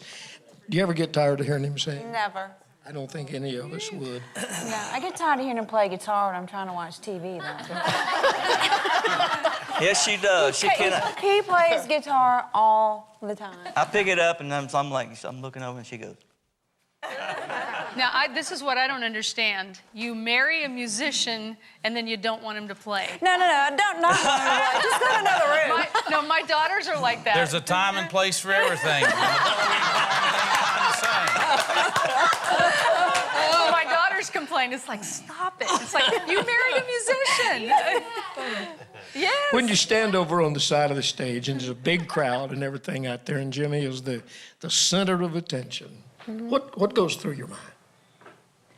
Gosh, I don't know. I'm just proud of him. And I'm prejudiced I think he's got a great talent, and he does. I love to hear him. I never get tired of it. That's good. You couldn't say anything nicer than... Well, she, you know, I guess we're our own worst critics, you know, and I'm always critiquing myself and saying, I wish I'd done this. And she's always, Jimmy, you're just fine. You did great, you know, and you know, she builds you up when you sometimes don't feel like you did a great job. And she's my cheerleader, and I appreciate her for doing that, because, you know, we all need that, and I think at times, you know, we say we don't, but we do. We need somebody, we need a cheerleader. And all right, let's put the shoe on the other foot. Lang Scott and Linda Davis. Lang, do you cheer Linda on? Are you her cheerleader? I look good with I look good with the pom-poms too. So it's, He did. No, I do. I think it's been give and take for us throughout, you know, now 30 years of marriage. And so it's, you know, you have times that really challenge you, and you lean on each other. And those times when you come out the other side of that, it definitely adds strength to the relationship. That's what we found. You guys have had an interesting relationship. Now, Linda, first time I ever met you, you were playing the piano in the lounge at the Sheridan Music City. Yes. And it was about the time that Lang had won the You Can Be a Star. Did you go in there one night to hear her? Is that how you met? No, we had met, but prior to that, Linda moved here. I was already here in early '82, and Linda moved about 6 months later from Texas. I'm from South Carolina originally. And we met, I think the second day she was here, she was a receptionist at the studio where I'd been signed with a little writer's deal with a guy. And not a very good receptionist.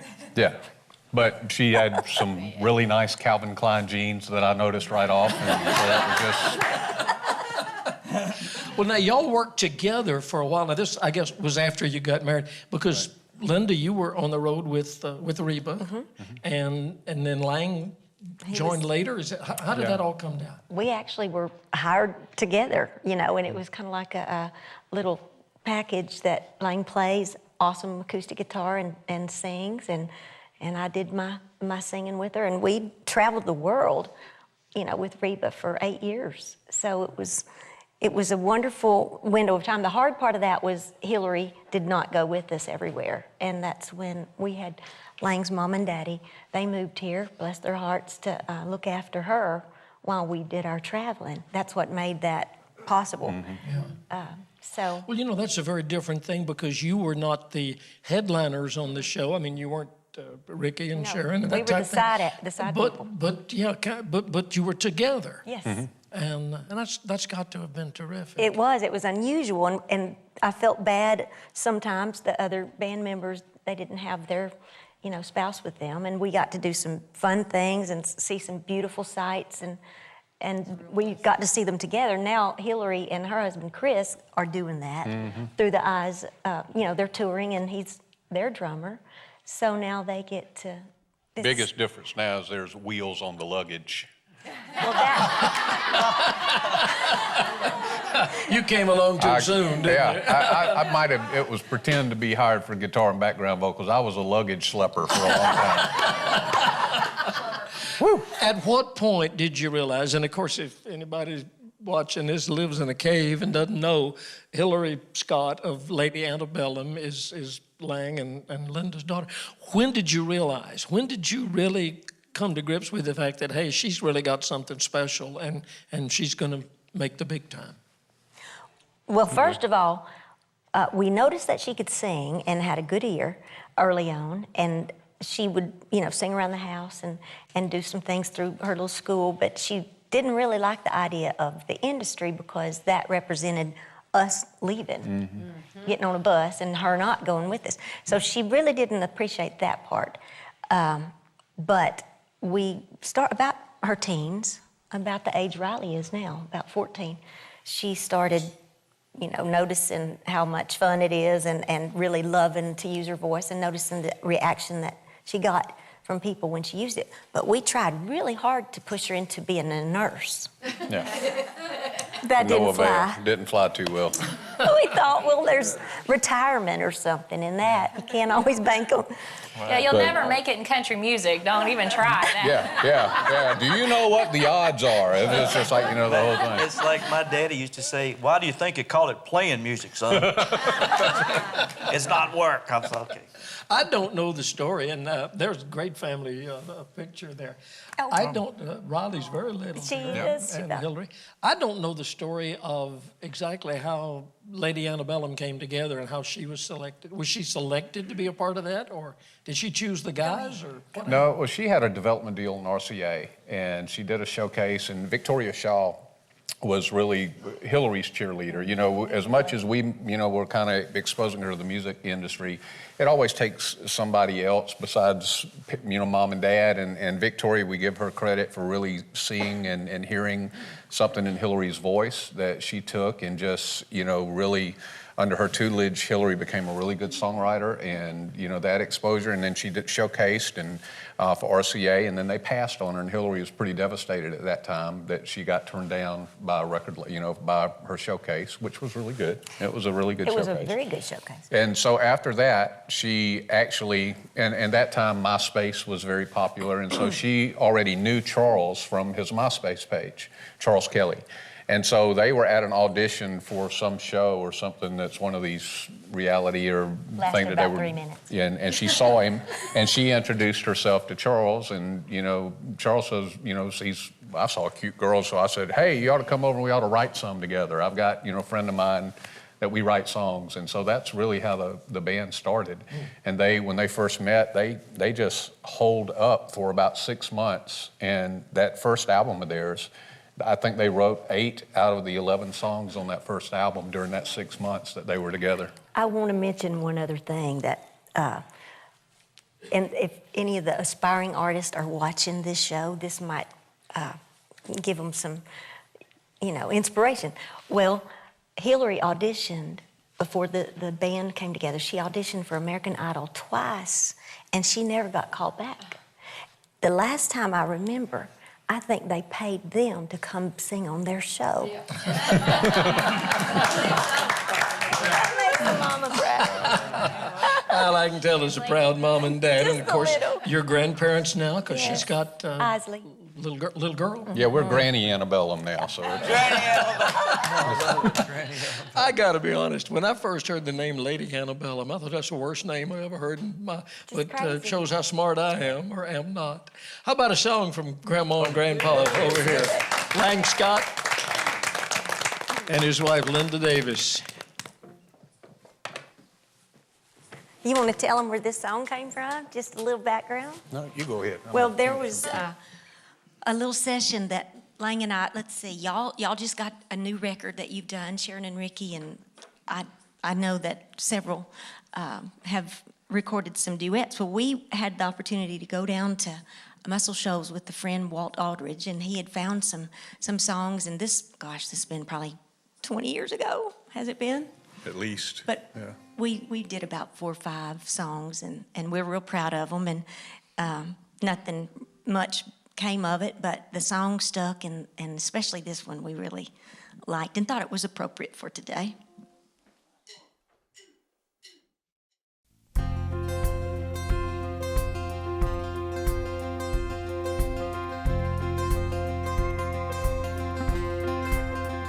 road is long and life is short. We think we've learned it all, and then there's more. Just look at us, we fuss and fight. It doesn't matter much who's wrong or right. You could have left, I could have walked away, shaking our fist at fate. But every time we nearly lost each other, there was a moment of truth. Something keeps pulling us back together. it's something stronger Than the two of us. Love never gives up. never gives up. Oh, no. They say that love is patient and kind, and love would be the last to draw the line. I look at you, still loving me. I may be blind, but sometimes I see. I realize I could have said goodbye and you could have let me go. But every time we nearly lost each other, there was a moment of truth. Something keeps pulling us back together. It's something stronger than the two of us. Love never gives up. It never gives up. Oh, no.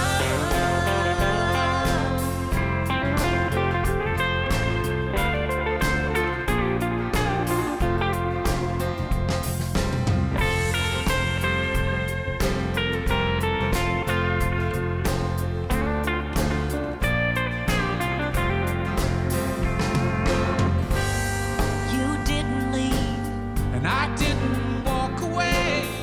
We've got love to thank, but every time we nearly lost each other, there was a moment or two. Something keeps pulling us back together. It's something stronger than the two of us. Love never gives up. It never gives up. Love never gives up. It never gives up. Oh, no.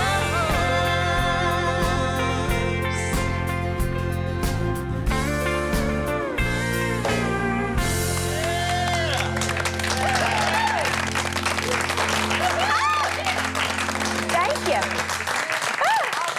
Linda Davis and Lang Scott. That was fun. Thank you, Man thank and you. wife, That's so good. Hey, parents of we never sung Hillary on Red Scott. Hearts before. Yeah.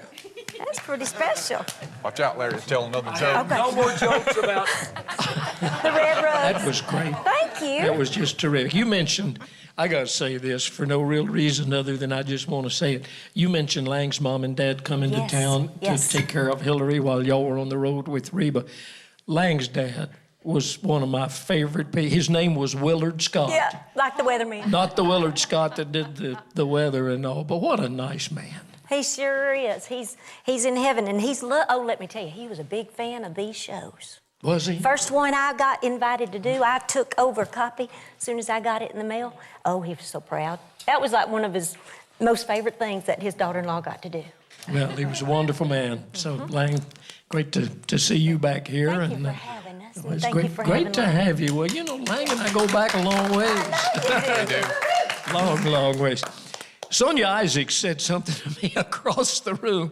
You said something about we have got a great story about how we met, and that's your husband, Jimmy Yeary there, and I've known Jimmy as a songwriter for many, many That's years. right. In fact, I was thinking, this is terrible. Here we are doing this love show with I Love Us and Love and Me and You.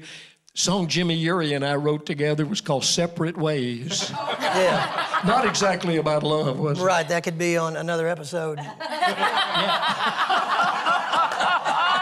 Something entirely the opposite of what we're doing today, but that...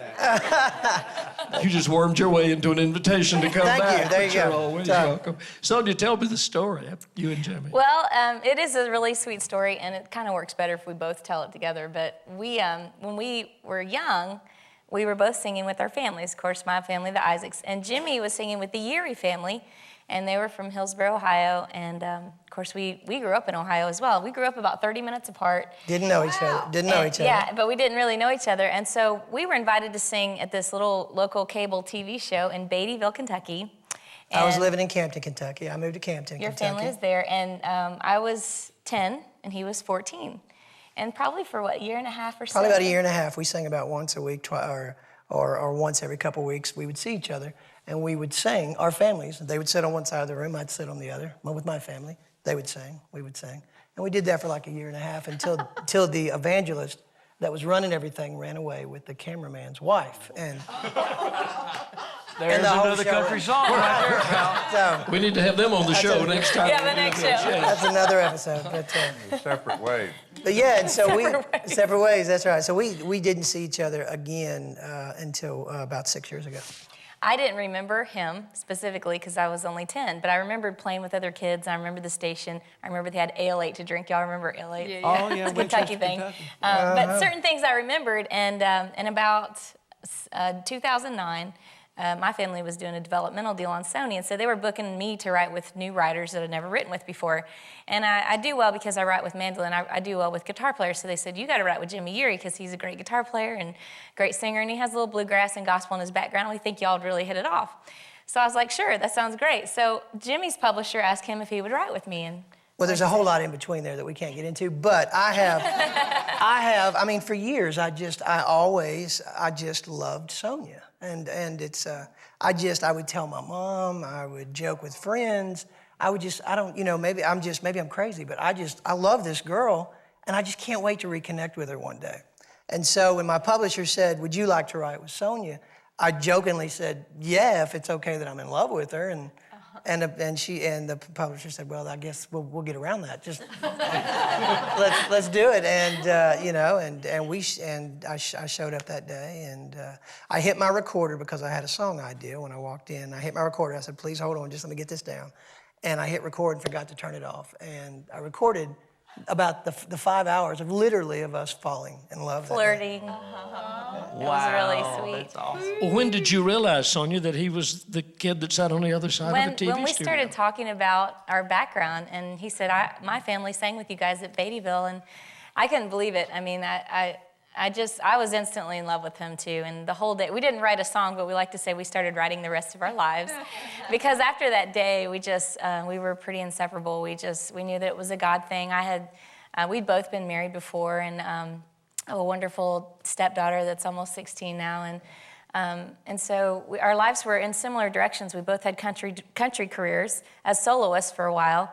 We both became songwriters in country music. We both ended up divorced.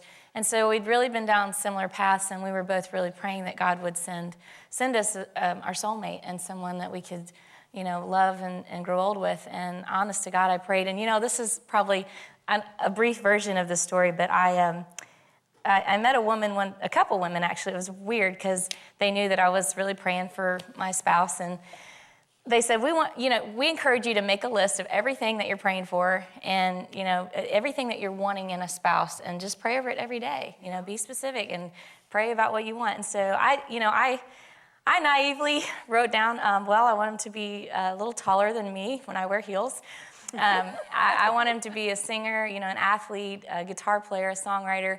I'd like for him to have dark hair, blue eyes. I mean, I was just really specific. I really wrote down, and I prayed over it, just maybe not every day, but very often, and then after a year or so, I thought, he doesn't have to have brown hair, and he doesn't really have to be a guitar player as long as he likes guitars and music. And so I started scratching off certain things that really weren't important, Of course, the most important things remain, like I want him to be, a Christian and love family and love traveling and kids. So, but when I met Jimmy, he was everything, not only on my second list, but on my first list. And so I'm just so thankful that God really brought us together, and we have a beautiful son that's 3 years old. And yeah, and there's been a lot of talk about, being pulled out of the ditch. And I remember back years ago, before Sonia and I got together, Rory and myself wrote together a couple times, and he knew kind of where I'd been, and some people like myself just have to really make bad mistakes to realize the beauty in great things, and so God knew that there was a time when I would be ready to meet someone who I consider to be as wonderful as Sonia, and that time was that day. Okay, you were 14 and she was 10. Did the age difference bother you? Well, we got 23, 20, no, we're fine. Oh, we've been around that today, so. So are you guys, do you go on the road with the Isaacs any? I played with them for about a year and a half. I played banjo and played some guitar and sang, and I love it, but writing in the last several years has done well, and so You've written some pretty big hits in the last few years, haven't you? It's been a good past few years. Name some of them, tell them. I Drive Your Truck was Song of the Year this year. Lee Bryce. Yeah, Anywhere With You went #1. Rascal Flatts went #1. I got Chesney's new single and a lot of stuff. Just Ever piling since up. I came to the picture, he's had great luck. So. Why not sing a song? Y'all gonna do one together? Sure. We yeah. are. A song we wrote. That's great. Sonia Isaacs, Jimmy Yeary. I can't believe I got to sing after Jimmy Fortune. That's right. I'm here. Jimmy's a great songwriter. He's a terrific songwriter. Oh. We don't ever get to do this together, so this is a treat for us. But we are available for bookings. No, I'm just kidding. It's always been my dream not to sing in front of Ricky Skaggs and Jimmy Fortune, but this Anyone is else not here? my dream. He said it better than I did.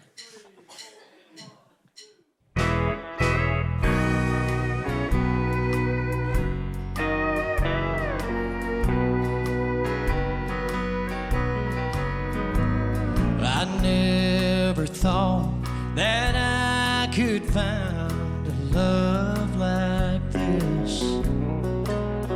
And I can't help but believe somehow it's heaven sent.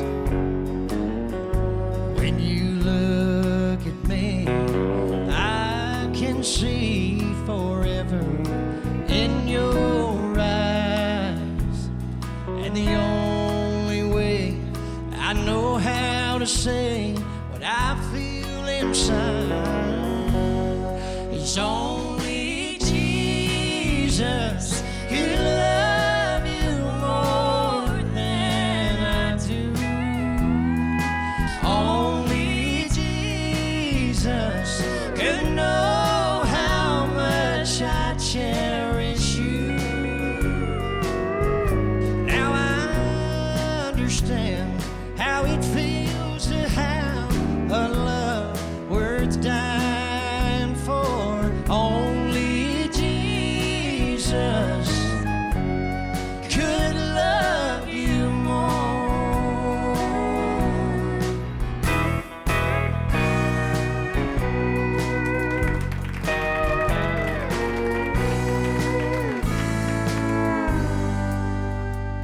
For years I prayed that someday you would come along. There were nights I had my doubts, but then he proved me wrong. 'Cause when I met you, right then I knew I'd found my best friend. And I'm so sure that love so pure could only come from him. 'Cause only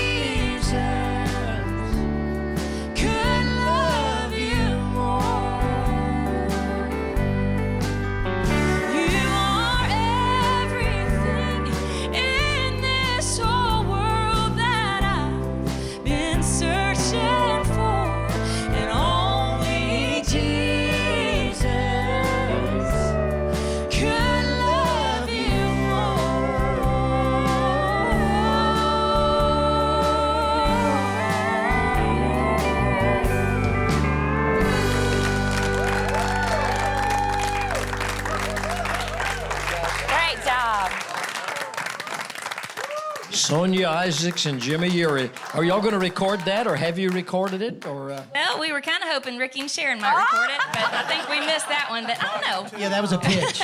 we might do a record someday. We We'll talked talk. about it. I'd be honored to do that. I mean, I'm still a huge fan of this girl singing. So instead of doing an album with her, would be a little dream come true. You should do that. I'm your fan too. Oh my gosh. Maybe. Praise the Lord. Well, that's terrific. Great song. Beautiful harmonies, guys. Thank you. Thanks for sharing your story. Have y'all noticed that throughout the day today and here in this circle, we've got people who've been married and together for long, long periods of time.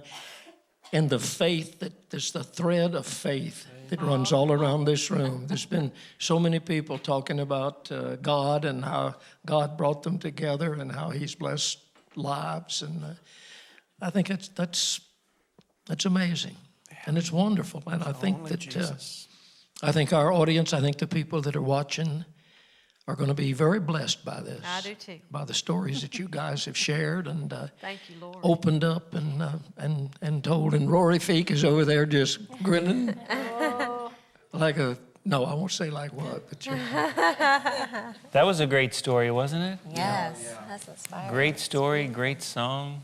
Isn't it so good to hear young people singing such great country music? Amen. Yeah. Fantastic. Okay, so Joy and Rory, I'm sure you've told the story. Joy and Rory, you've told the story. Get a pencil and piece of paper there. Glory, wasn't so glory. How did you meet and get together and you became man and wife and recording stars, TV stars together, parents? Well, how we met is, I'm sure, much like a lot of people who have a dream of coming to Tennessee to chase your dreams of being a singer. And that's what I did. I moved here to be a singer. I didn't know anything about it, but I knew that everyone said, go to the Bluebird Cafe. That's where all the songwriters are. And I didn't know what a songwriter was. I didn't know you could make a living. I mean, that they were actual people who wrote songs. I came from a little town in Indiana that didn't, kind of lived in a little box. But I went, and there were 4 guys playing, and there was one guy that just ripped my heart out. And he had this spiky hair, and he wore overalls, and he was singing these songs, though, and telling these stories. And I knew nothing about him. I just knew that was the man I was going to spend the rest of my life with.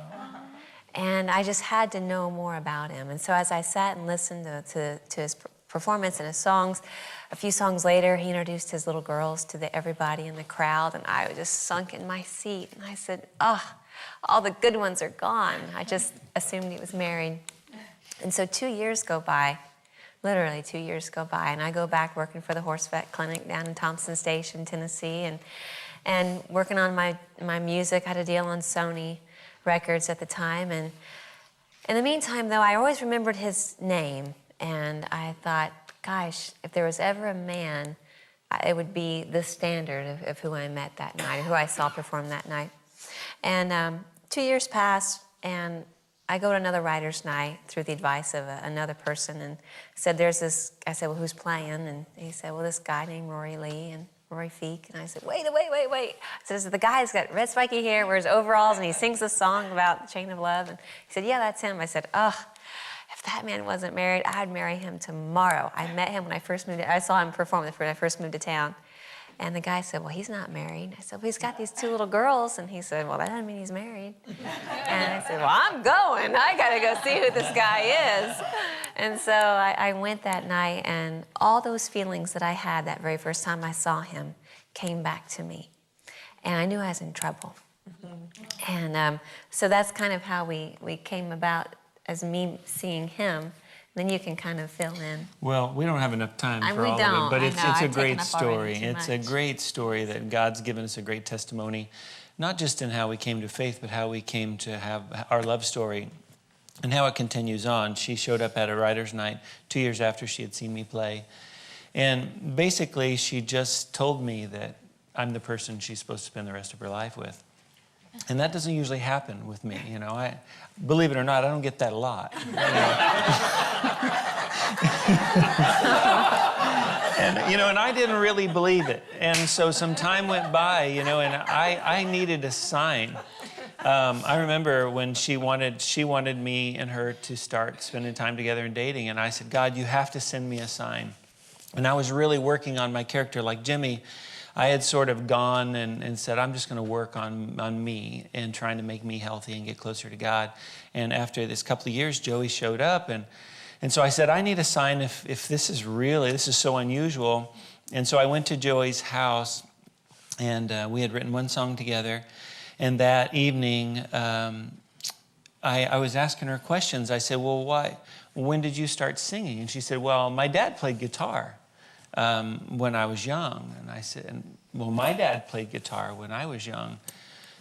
I said, well, what kind of songs? And she said, well, my mom and dad sang songs. I don't know who wrote them or sang them. They were just songs they sang around the house. I said, my dad sang songs. I don't know who sang them. They were just songs he sang. I said, like what?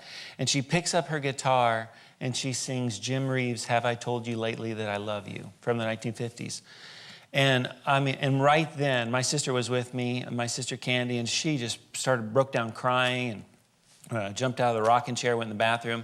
And I knew in that moment, like that was my sign that we were supposed to be together, because my whole life, my dad really only knew about 10 songs, and that was his favorite song. And he sang it every day. And when he died in 1988, long before I met Joey, that was the song they sang at his funeral. And I'd been in Nashville 7 years, and no one had even mentioned that title. So it was so clear to me. So Joey and I got engaged 2 months later. We got married 2 months after that. And we were married for 5 years. And her career never happened. I was working as a songwriter, and she opened a restaurant with my sister. And so we went for 5 years and never sang ever together. We didn't know we were going to sing, but somehow Joey knew not just that we were going to be together, that there was something special going on. And so then we got cast on a television show together, and we somehow made it through that. And now it's 6 years later, and we're still singing together. And making great music. And now, on top of it, we have a brand new baby together. My older daughters are 25 and 27 and doing fantastic. Joey came into their life when they were 13 and 15. I had been a single dad for about 12 years before that. And so Joey never wanted kids, ever wanted kids. Like that was her thing. But a couple of years ago, she just said, God has been so good to me. She said, how can I hold out and not give him all of me, all of my fears? So she said, I'm going to trust him and give him everything, my biggest fear. So she gets pregnant, and then in February we had a baby, and she's the happiest person because she's a mama. It's as life should be. I'm telling you, we got a good story, and we keep living it, and we're just so blessed to be in here in the midst of all these. Everybody here, TG, I never met him before, and for him to walk up and say, I'm a big fan of you guys, like, am I in the Twilight Zone here? Because we're such big fans of all of you all, and we're honored to be here, just be in your presence and just sit here. We take a seat back there behind the curtain and just look over to be here. And so we feel so blessed, and we love country music, and we love the music that you brought to us, that Ricky and Sharon, and every one of you is a memory for us that has brought us through our life. And I think with Joey and I, even with our television show, we just really want to be a little bit of a memory for someone else down the road. Larry Gatlin. Bill Anderson. How long have you and Janice Gatlin been married? We win, don't we? We win! Are you the champions? We are. The champions. How many? Luckiest woman in town. 45. August 9th was 45 years. Got him beat by what? About 2 weeks? 6 weeks, something like that. Who's 6 weeks? Your elder 6 weeks? They win. Oh, they win. Yeah. You are the champions. Yeah. 45 years. That's terrific. And we are the In unison. And there's another difference with the age difference. We have an age difference. Yeah. I'm the oldest. Ooh, cougar. Bye. Yeah, at 18 and 16, it was cougar. Yeah. I don't want to embarrass. I may be going the wrong place, but how many years difference?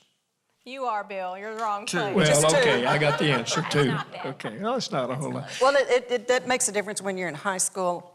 He's in high school and I'm in college. It is a big difference. Is that when y'all started dating or met each other? We met in church. The brothers and I and our sister sang at the church where Janice and her family went. And we went to different high schools. I knew her brother. Her late brother was a dear friend of mine. We played against each other in football and baseball and sports. And her family was a very athletic family. She and her sister were both great tennis players. So we knew each other a little bit. Look at there, baby. Nice bow tie, Larry That Wayne. looks like yours, Dwayne and Norah. But I had seen her at church and thought how beautiful she was because we'd sing in her church. And one night at the local drive-in, I was just walking by the car. You know, it was Nikki's drive-in where everybody hang out, you know, to go get Cokes and hamburgers. And she and a friend of hers were sitting in the car. And I said, aren't you that Janet? Honey, don't ever do your hair like that again. I won't do mine like that if you won't do yours like that. I was on Mary Tyler Moore days. So we sat and talked for a while, and I knew she was the most popular girl at Odessa College, you know, head cheerleader, senior class favorite, or freshman favorite, all that. And at that time, see, as a good Pentecostal boy, we didn't go to movies. It was that old deal. We don't smoke, we don't chew, we don't go with girls that do. We ain't got no girlfriends. So, I was not allowed to go out and do that. I had snooked out. Well, I don't know what sneak have snooking that night. So, but we talked, and I said, one of these days, because I knew she was a couple years older than I am, and it was the hot rock on the block up there at Odessa College. I said, one of these days, I'm just going to pretend I'm rich and famous, big football star, and, all that, and ask you out on a date. And she kind of smiled a little bit. So the next day, a good friend of ours who went to their church, David Webb, good friend of mine, said, I know somebody who's crazy about you. I said, who? He said, Janice Moss. Well, I said, what is her phone number right now? And I went and called her, and Dad let me borrow the car. And didn't we go see Goldfinger? We did. In Midland, Texas. Goldfinger. Wow. Our first date. And I went home and told my mother. I said, I met the woman I'm going to marry. And we went out the second date. Second date was just kind of like kissing the back of your hand. No tongue, just a little. And the third date. Tell it all, Larry. Well, the third date, I asked her to marry me. She said no. As I kissed around her a little more, she said yes.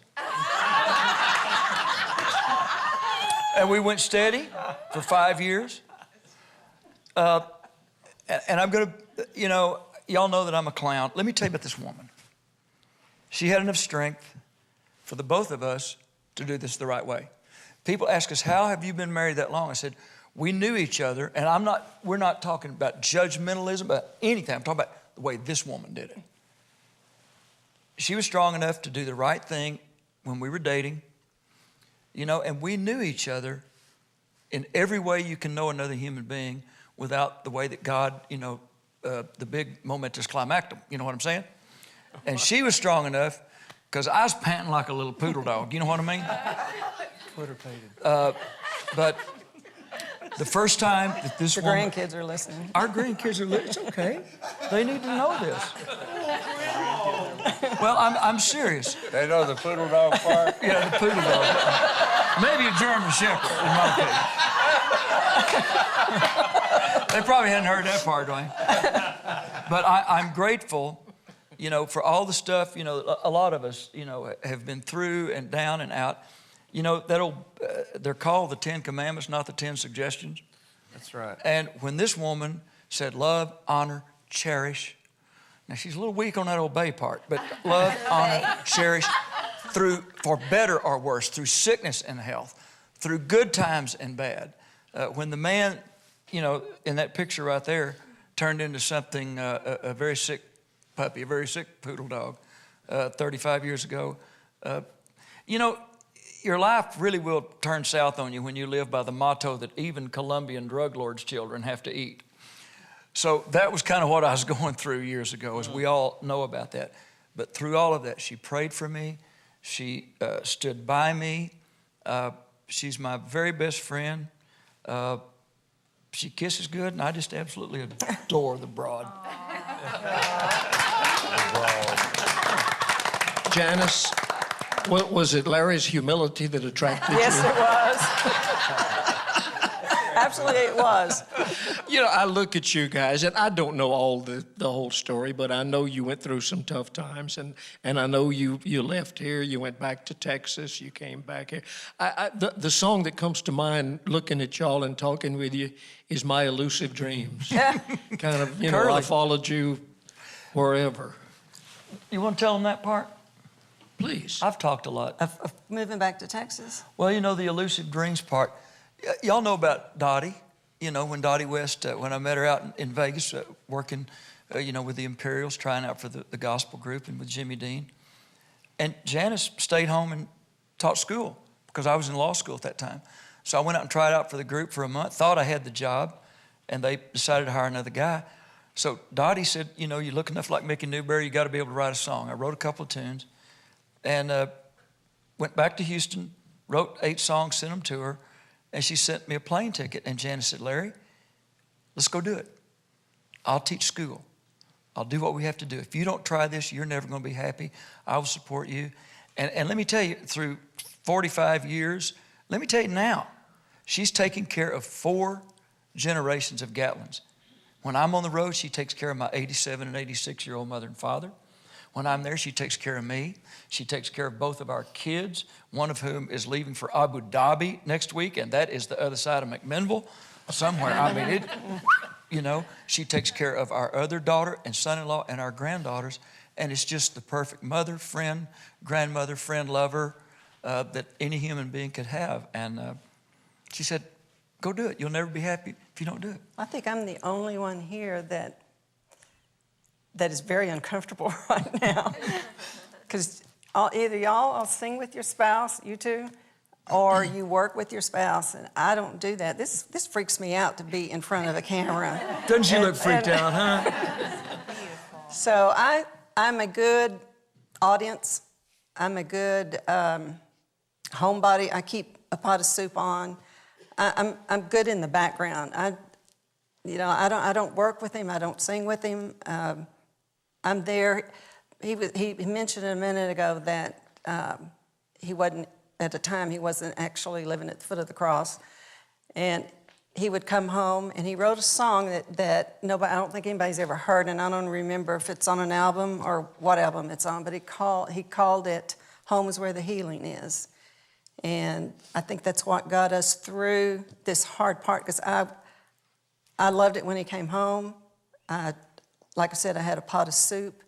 The road is really rough, and I think we both had a foundation is one reason I think we made it. But I had to have that foundation at home for my kids and for Larry. So that I felt like was my job.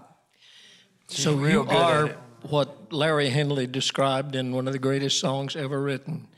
You're the wind beneath his wings. Absolutely. And everybody needs that. That's right. And you're to be commended for it. And you don't have to sing. But you do, Larry. I do. Yeah, you do. Janice came up to me backstage before we came out, and she said, please tell me I don't have to sing. I said, you don't have to sing. Oh, that girl of mine. Stretch it out, buddy. You gonna sing, Larry? I'm gonna try to, D.A. The only one in here I've known longer than Janice is Dwayne Allen, my favorite lead singer in the world right there. Give my buddy a hand. I love him. Let me see if this is tuned. That's a little sharp. How did we tune guitars without those little things? Very badly. Very badly. Amen. Well, it just sounded like there's more of us when they weren't tuned, you know. Well, is that right? Come on. They used to not make solid body acoustics, son. I know, isn't that a mess? How'd they ever do that? I don't play near that well. Turn that down a little bit, please. if you would, in there. I wrote a song specially for today's, for this visit. Did y'all know that? I wrote a special, I haven't really got it finished yet, but it's, no one gets a black eye and no one gets the blame when your wife and your girlfriend are one and the same. It's just a little thing I'm working on. Powerful, ain't it? Oh, Lord. Yeah, really, they can turn this down just a little bit.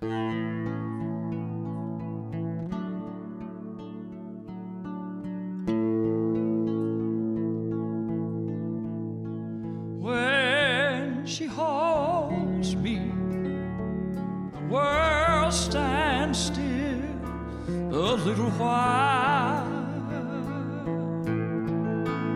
When she holds me, the world breaks into a smile.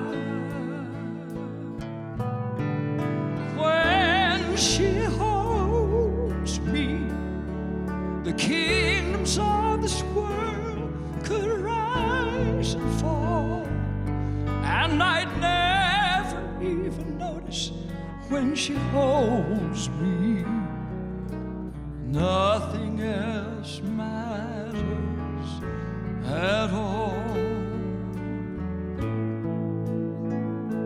I'd be lying if I said we always see eye to eye. I'd be lying if I told you we always talk our troubles out. Sometimes we don't even try. But if they gave purple hearts for broken hearts, she'd have enough to cover our bedroom wall.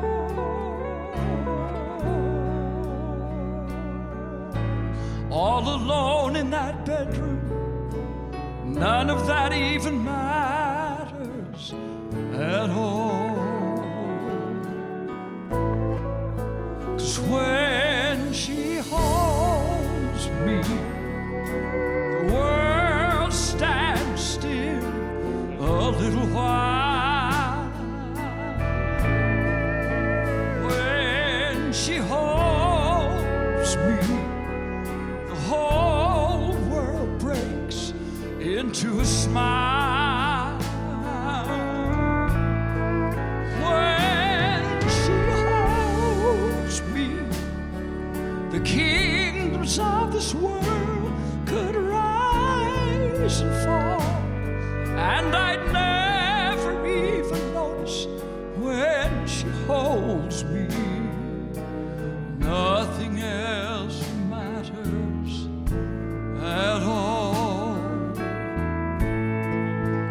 When you hold me, nothing else matters at all.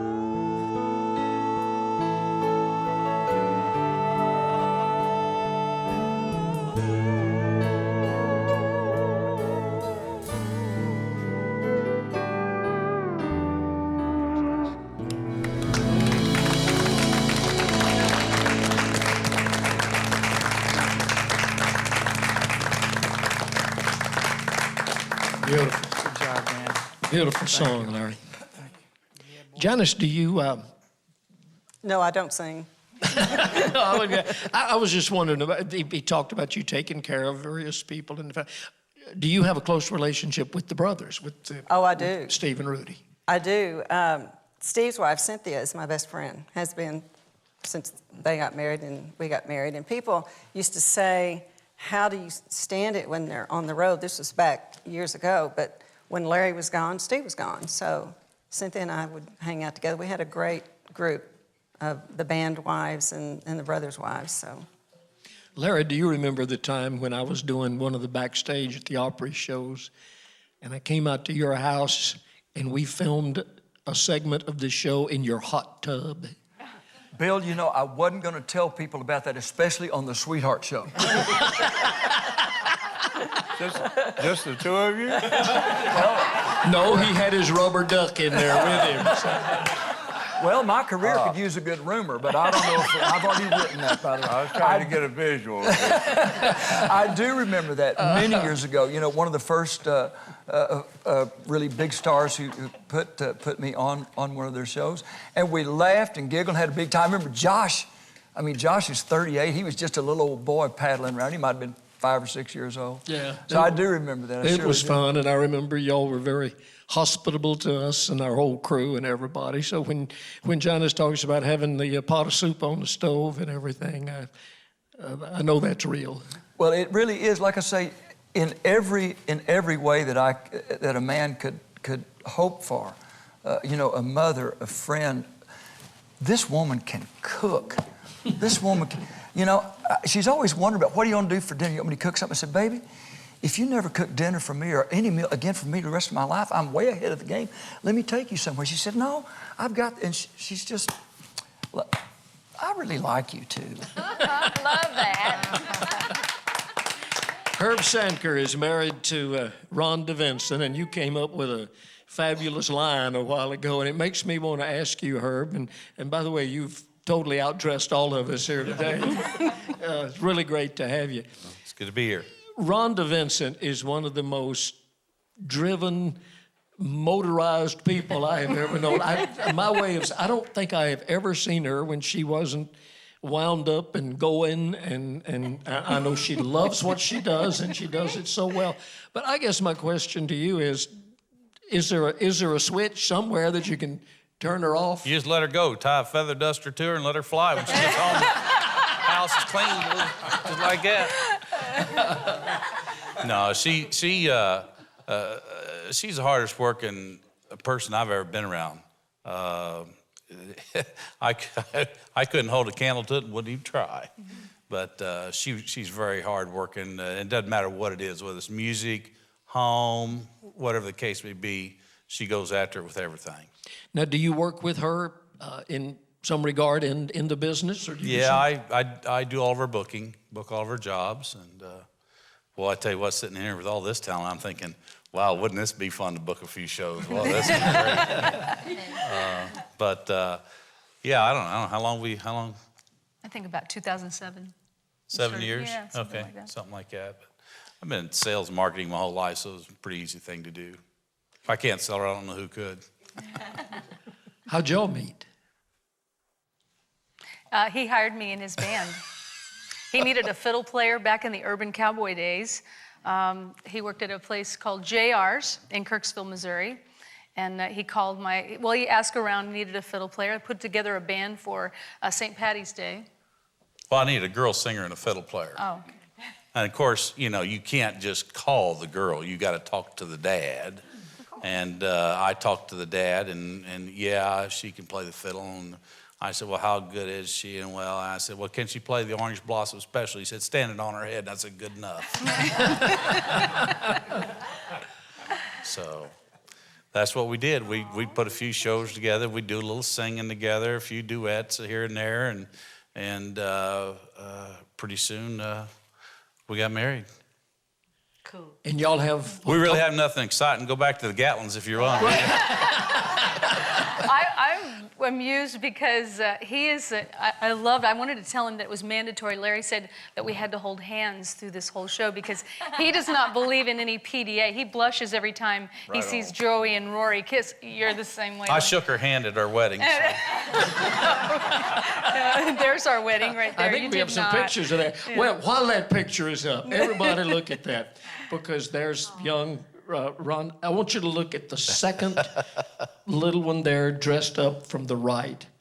That is your brother, Darren That's Vincent, my brother, who is Darren. now a part of Daly and Vincent. That's when he had hair. Yeah. And on the other side, by me, is my little brother, Brian, that probably nobody sees. He's a chief financial officer for a company up in Chicago.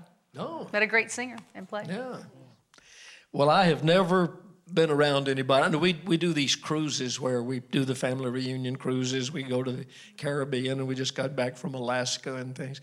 You never stop. I mean, you do our regular shows, and then you hold jam sessions all over the boat and entertain people, and the fans love it. They absolutely love the fact that you're so committed to your music and so committed to entertaining them. You know, I grew up playing festivals, and that's what we did. We'd play our shows, but we also, well, just like Sharon and Ricky and Cheryl, and you would jam, you know, after the, normally you'd be there for the whole weekend, you know, like you're on a cruise several days, and we would play on a Friday, Saturday, Sunday, and so you're there and you would jam after the show, maybe till 6 a.m., do a Sunday morning gospel show. So, yeah, I would just, it's just an extension of what we do. But I'm so glad that we get to come and hold hands and all this kissing on camera. I know. Don't you even think about it. Don't even think about it. I've just been here. Okay. I've just been enjoying myself. Just knowing how uncomfortable he is. Yeah, I'm watching him shy away from all of that. You sure you're a former musician? Poor one. I have to say, you know, he's the one that was home taking care of the girls. You know, when the girls were little, I was traveling with my family, and then when I put my own band together, and he's the guy that, you know, he was Mr. Mom, or they would say, you know, is your husband going to babysit? It's like, no, he's their dad. You know, he's watching the kids. Right. Yeah, and you have two? We have two daughters, yeah, Sally and Tinsel, and he's there. I'll never forget, Sally had these beautiful ringlets in her hair, and he was getting her ready for school or for Sunday school. Yeah. For church, and could not get the comb through her hair, and he put her in the bathtub and grabbed a hold of her hair and chopped it off. Oh, no. Took that brush right through it. She said, boy, Dad, she said, that's great. Mom's going to kill you. Sorry. You know, when dads take over, that Mr. Mom thing, I mean, you did the only thing you knew to do. Yeah. Right? That's it.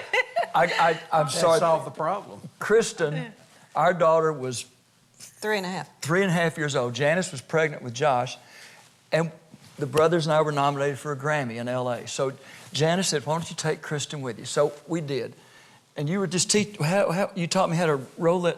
I was teaching him how to pin her hair back, roll it like this, and put a braid in it, because it was short bangs. There was no girls in my family except for my mom, and if you want to know the score of a football game, you call her. She'll tell you what it is. I mean, she's like one of the boys. You know, Janice just said, I'm putting on this tux, and Kristen's in the bathtub.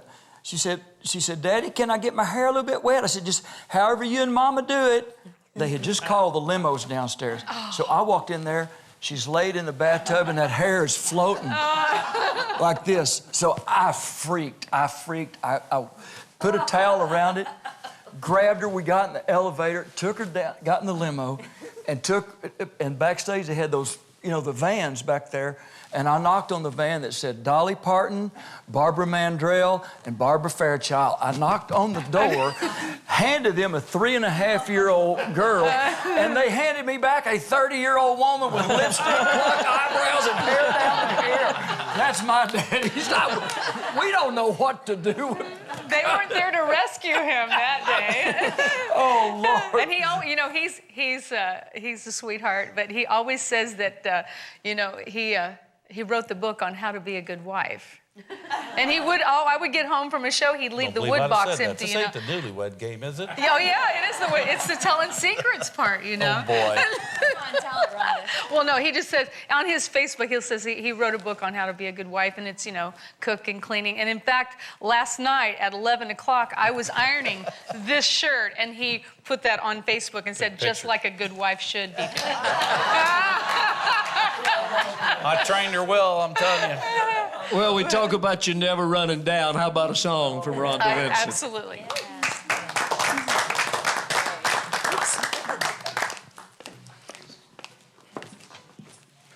I'll do this especially for him. It says, I give all my love to you.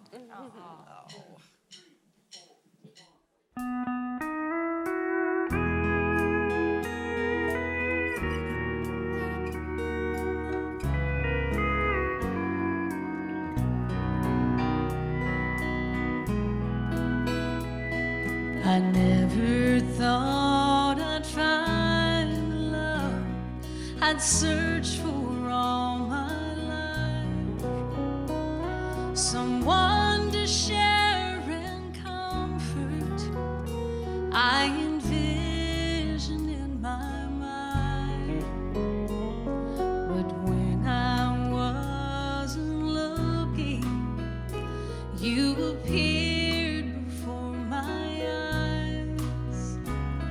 just you and me forever.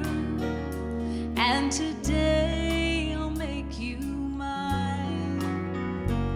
Someone to share in comfort, to brighten up my day.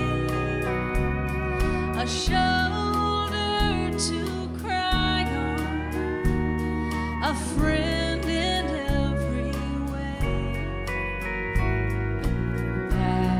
Passionately waiting to start my life anew. These vows we speak before us, I give all my love to you.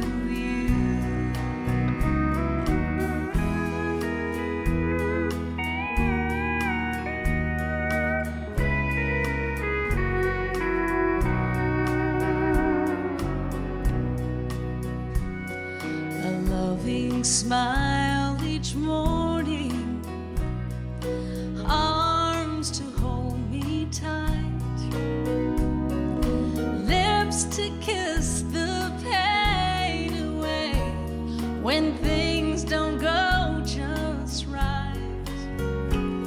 Our love will see us to the end when God says we must part. But until then, you'll be the one. Each day I'll share my heart.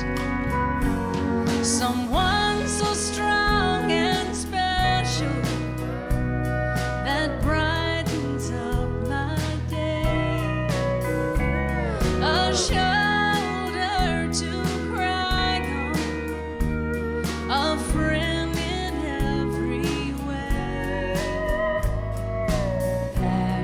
Passionately waiting to start my life anew. These vows we speak before us, I give all my love to you. These vows we speak before us, I give all my love to you.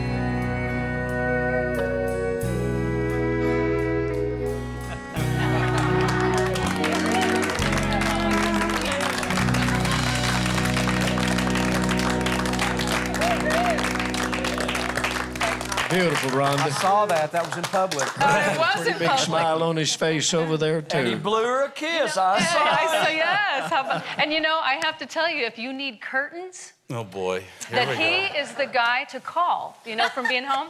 I need curtains. Oh, you don't You know, want, trust me, you don't want to do it. Listen, his parents moved in next door to us.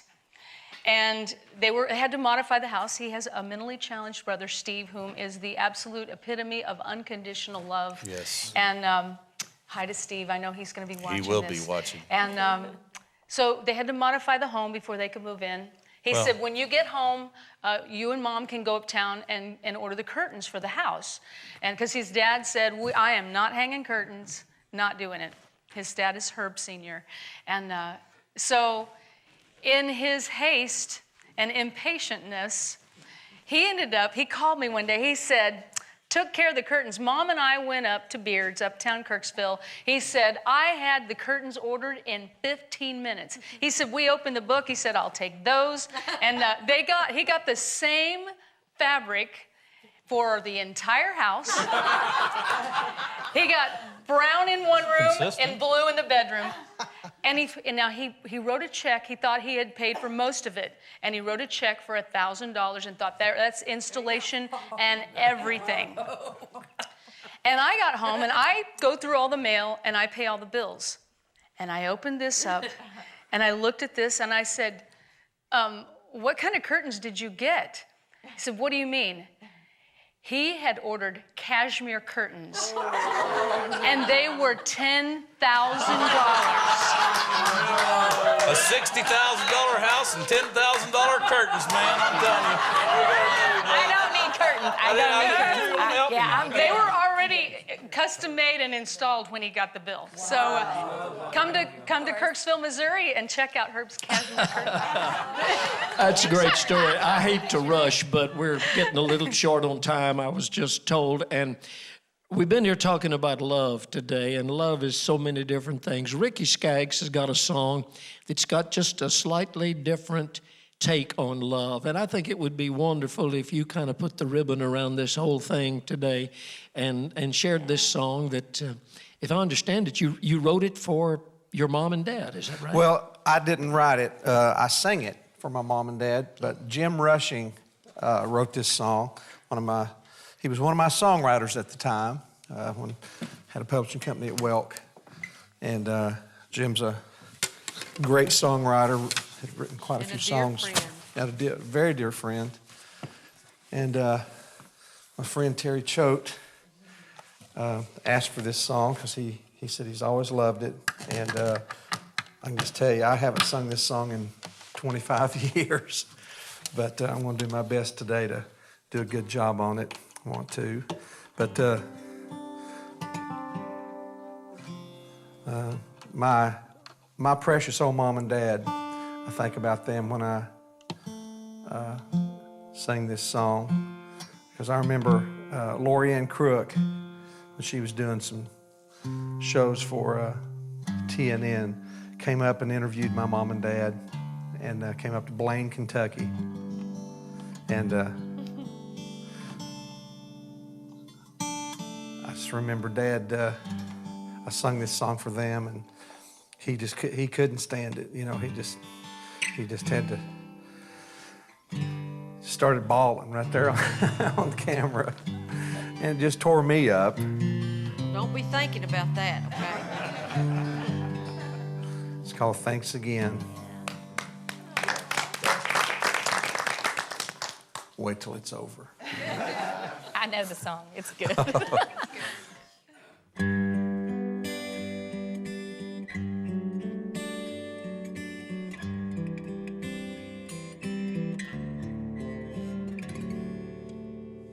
I've sent bouquets for Mother's Day, for Father's Day, a shirt and a card.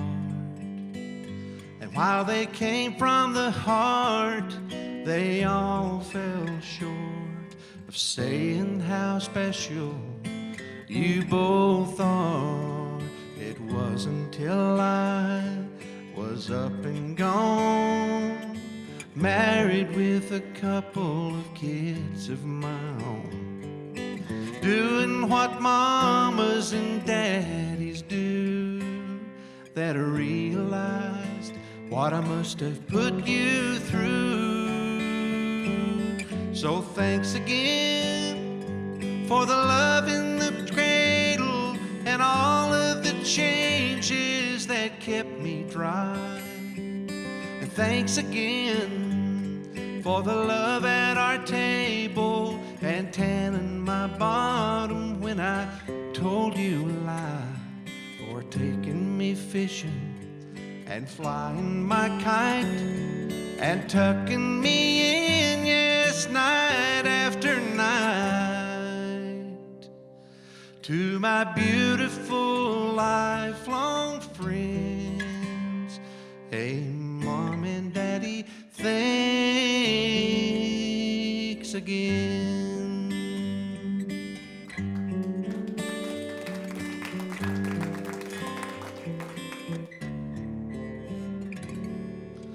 I'm still a young man, at least I think I am, but I'm watching my own hair turn gray. And your call last Sunday brought to mind that I owe you a debt I can never repay. So thanks again for worrying and waiting when I started dating on weekend nights. And thanks again for the love at our table and tanning my bottom when I told you a lie. Your car for the prom, your letters in all, but most of all, Daddy, for Mary and Mom. To my beautiful lifelong friends, hey, Mom and Daddy, thanks again.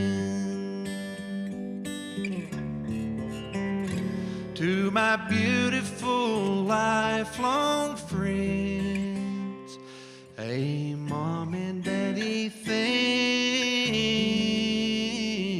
again.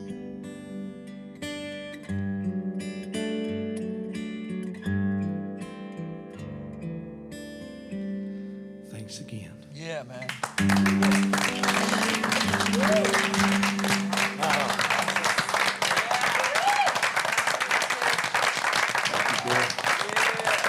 Thanks again. Ricky Skaggs, everybody in this room, thank you so much for being here for our Sweethearts reunion. Thank you for the music and the stories and the love that you shared. We'll see you next time on Country's Family Reunion.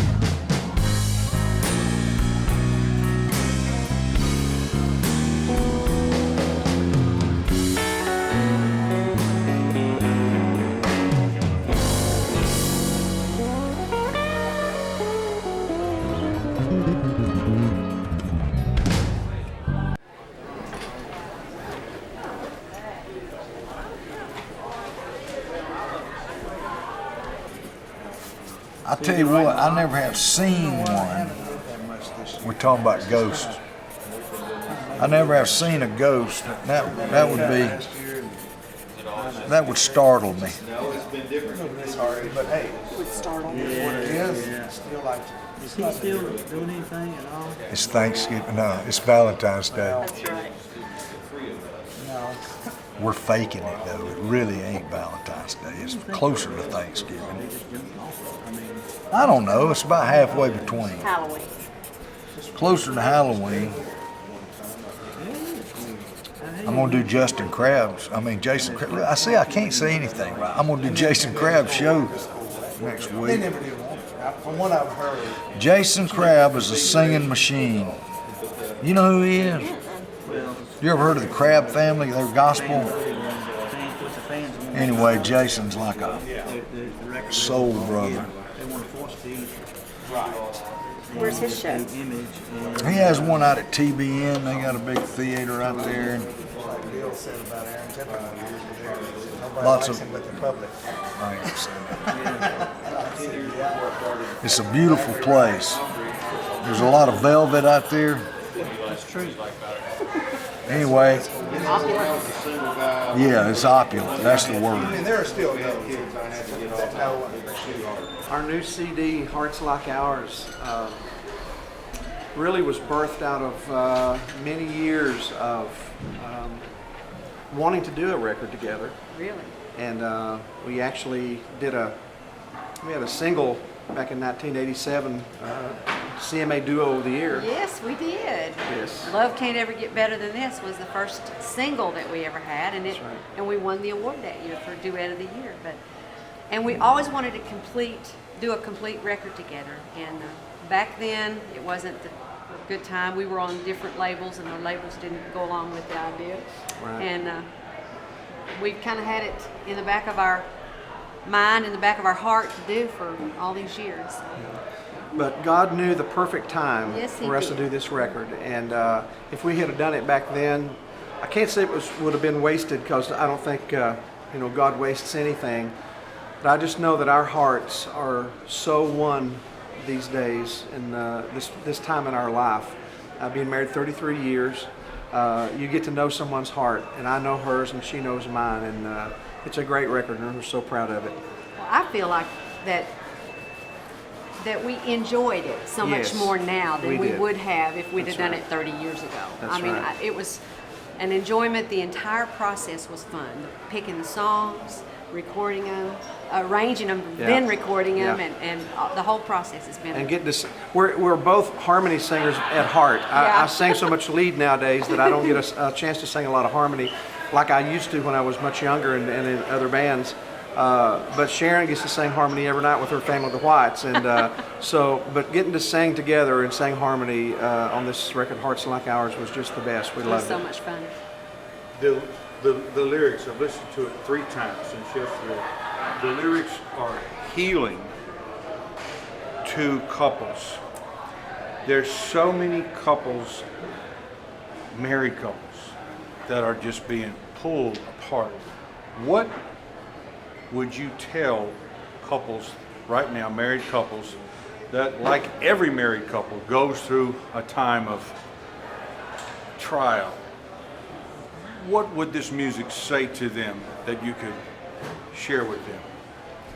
You know, we have some friends that are getting married this next week, some young people, and they asked us for our advice, and which young people nowadays don't always do that, but they wanted to know how have you made your marriage work? And one of the things we told them is always remember what brought you together in the first place. It's going to be easy to forget that the longer you go, But the things that you love about each other, don't ever forget that. Focus on what's positive. Everybody's got their little things that'll drive you crazy. But don't focus on that. Focus on what you love about him. And always say, I'm sorry. Don't hold on to unforgiveness.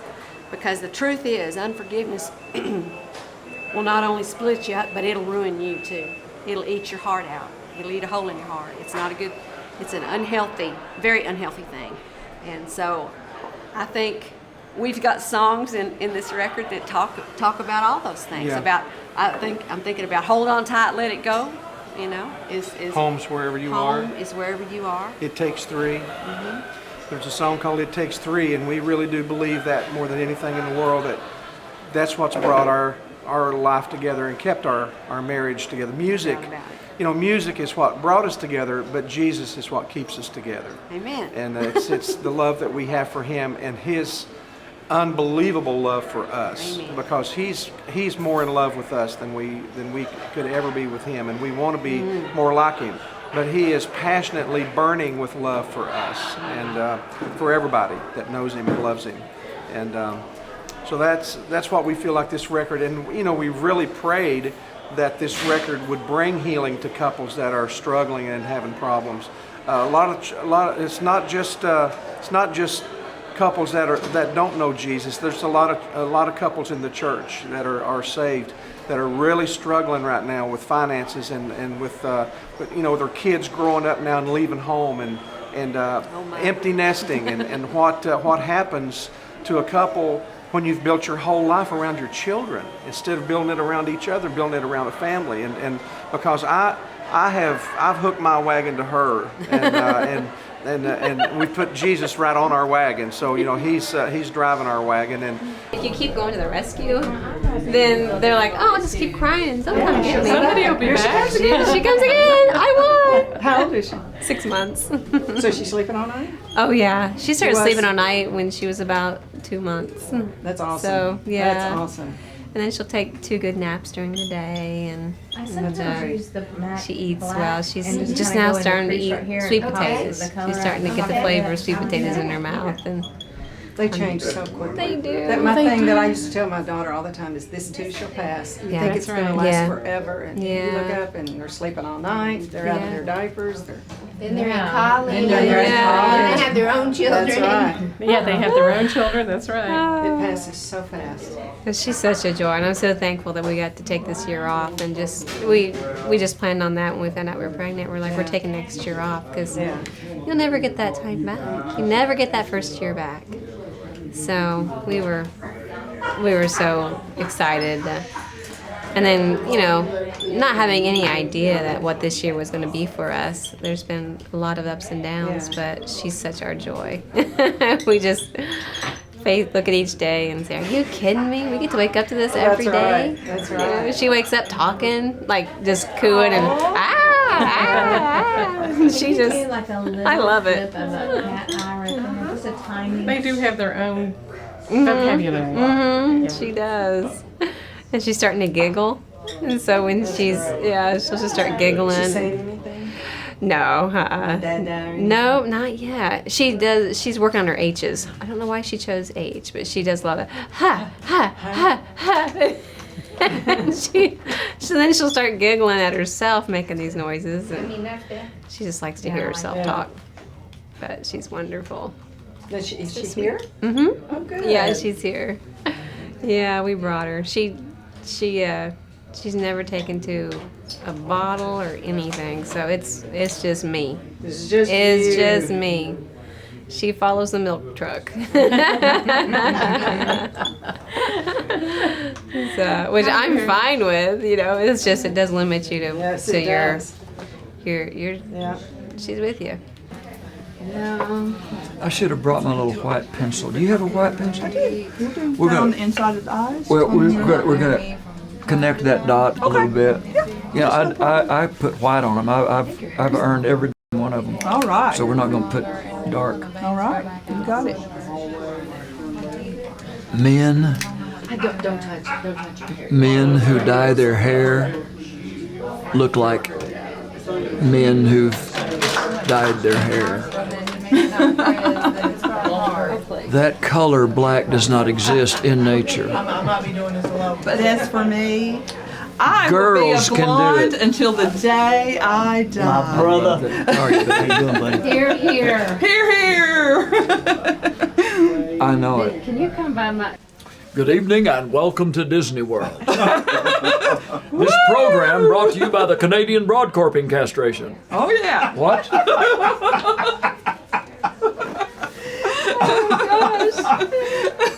Oh.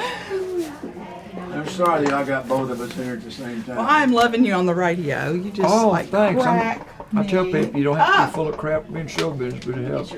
It helps. Okay. Not a requirement, but it helps.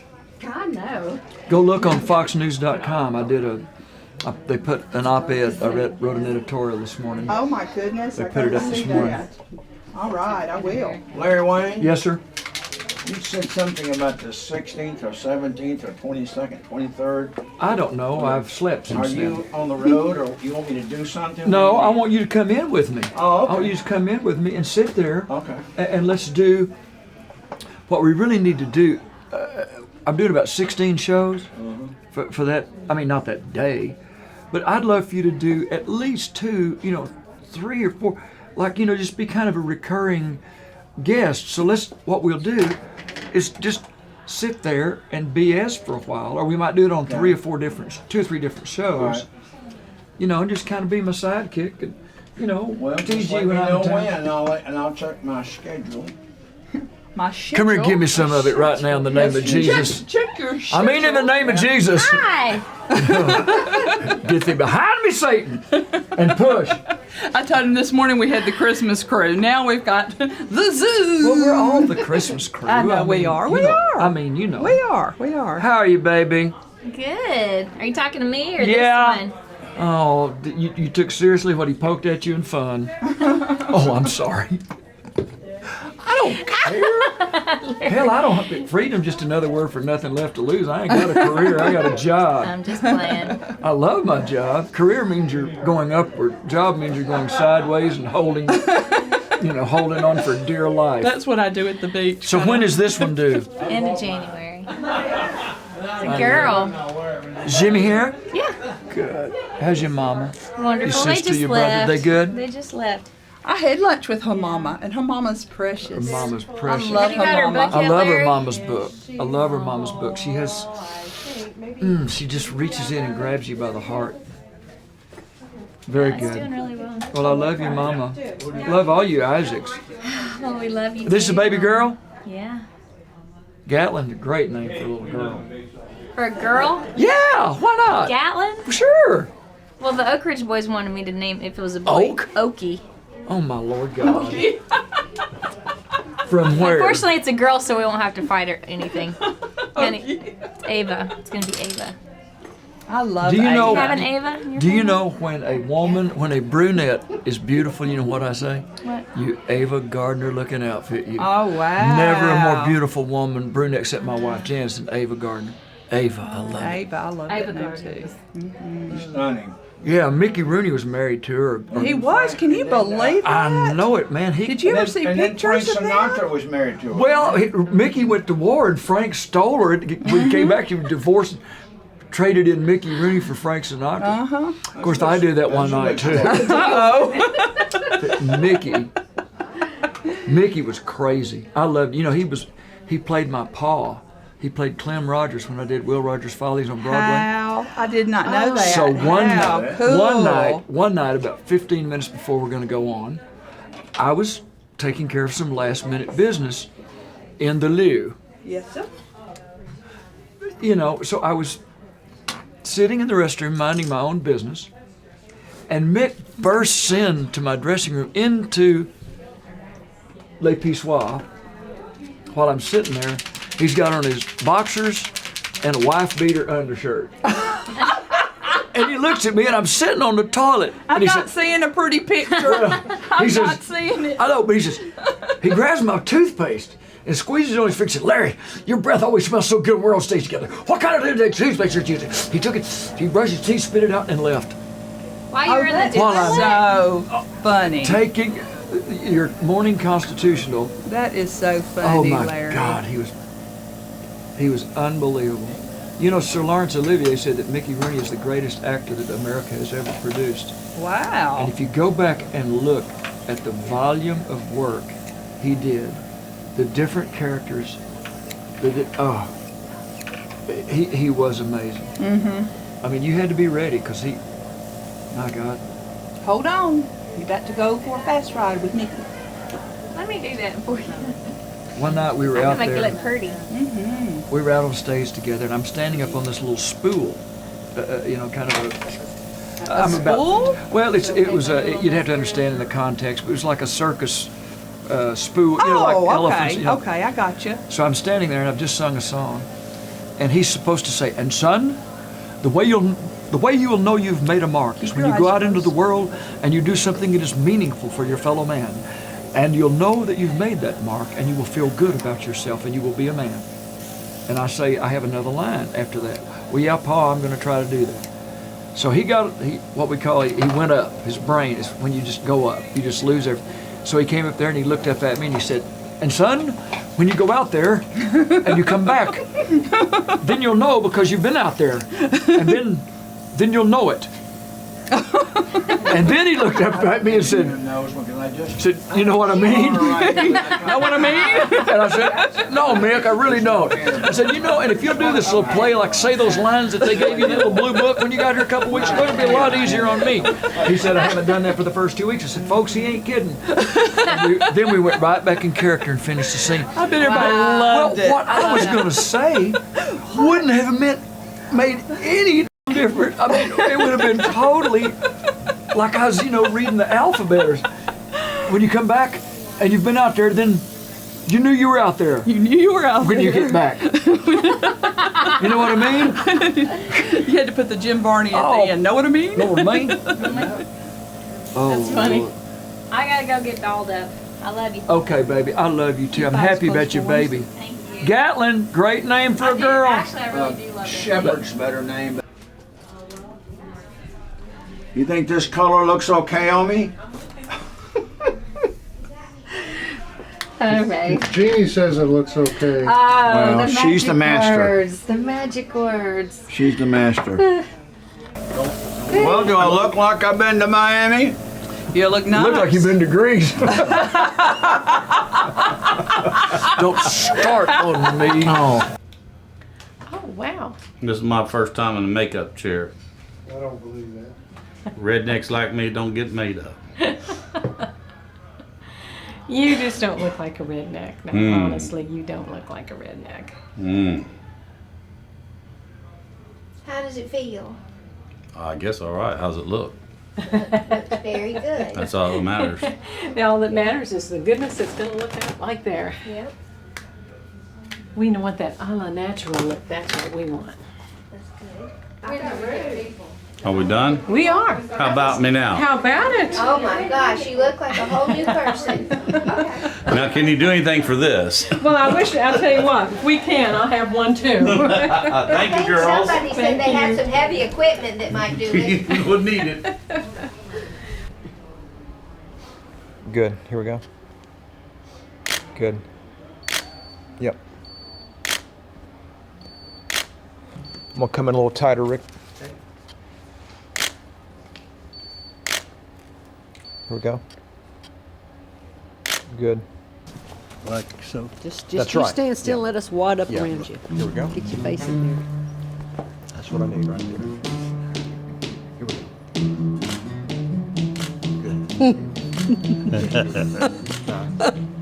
Good. Just put your hand up on his shoulder right there. That's it. Here we go. Pretty woman. Good. 1, 2, 3. Got it. Thank you. Thank you.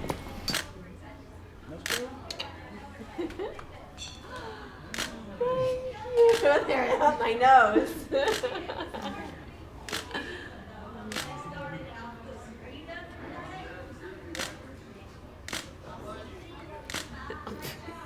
They still poke me in the face. Here we go. Good. Here we go. Here we go. Just a couple more. Here we go.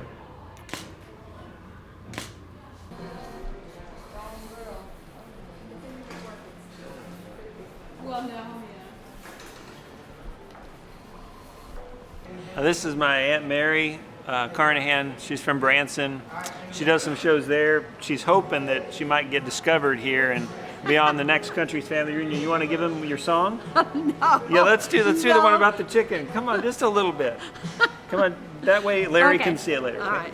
Oh, I had a little chickie and she wouldn't lay an egg, so I poured hot water up and down her leg. The little chickie hollered and the little chickie begged. The little chickie laid me a hard-boiled egg. I think you're going to be a hit. Larry, Mary Carnahan, Country's Family Reunion. You're so crazy.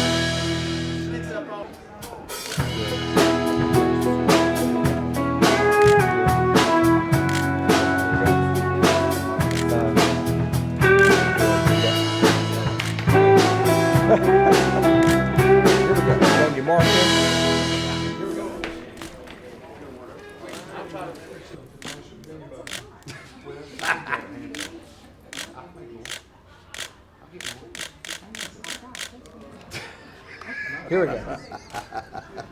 Y'all crazy, man. Y'all crazy. Odessa? You were born in that area? Born in Seminole, out there. But it's been in that museum for 5 or 6 years. I just never took it out, on the road. So I thought today'd be a good day to do it. Mr. Atkins. If tomorrow I woke up, Chet Atkins, CGP, certified guitar if I player. walked out on the stage and no one began to cheer, if the spotlight that I'm in should fade then disappear into the blue, and if our new songs on the charts all began to fall and there is no more acclaim or gold records on the wall, and if no one wants to come and hear us sing at all, I'll sing for you.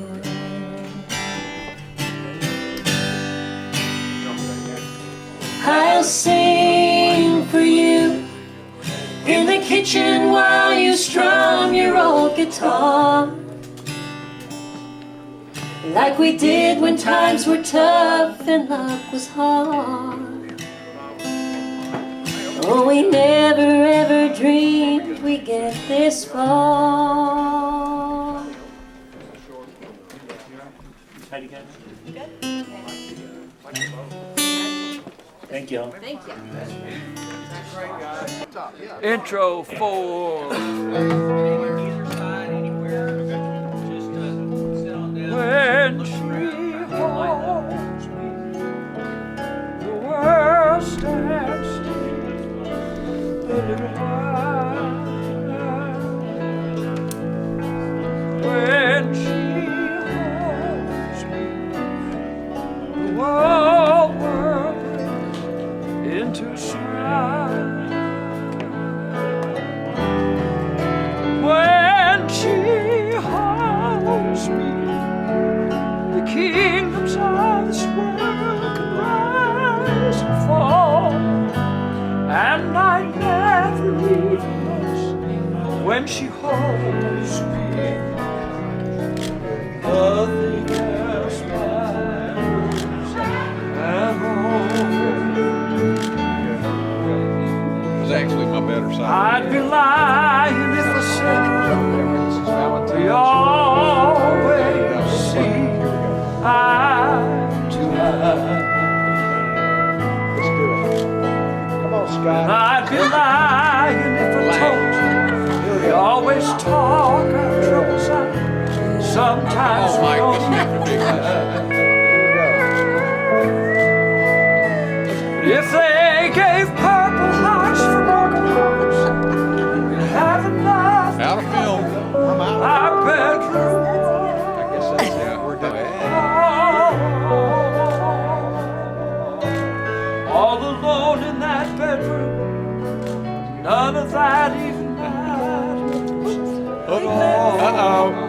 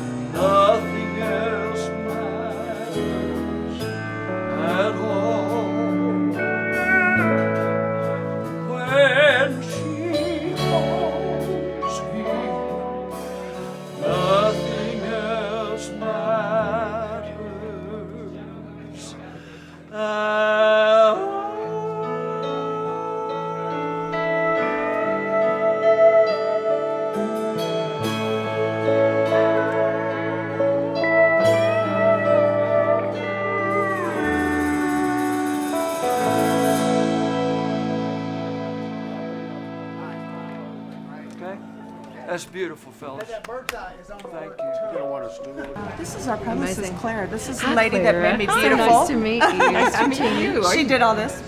Oh, she's done good. Oh gosh, well, Yeah, she's so hard to work with. Yeah. really. I had No my hair raw in a material whatsoever. I had my hair in a No. ponytail and then I let it down. I Oh my said, gosh, I I know. tell you, I've never seen more hair than this on a human being in my life. And it's beautiful on top of that. I mean, you can see a lot of hair, but it may not be good. You're one of my favorite people in the world.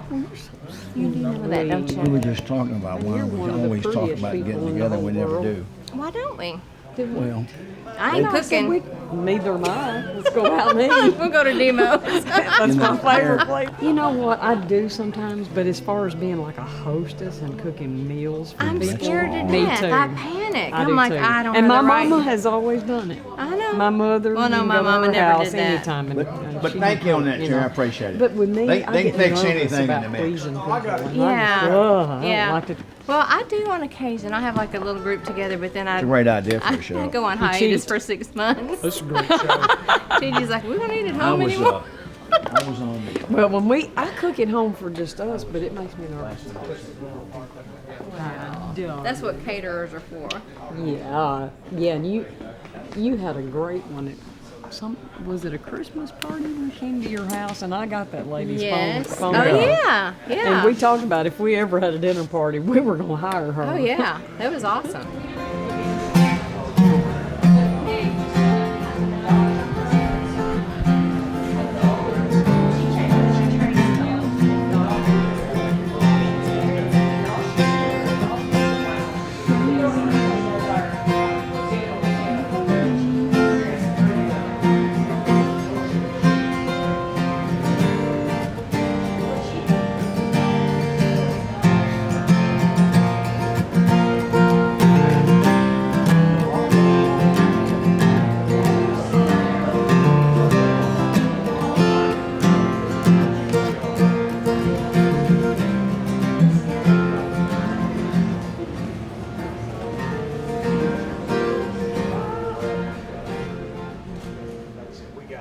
All right, thank y'all. Thanks.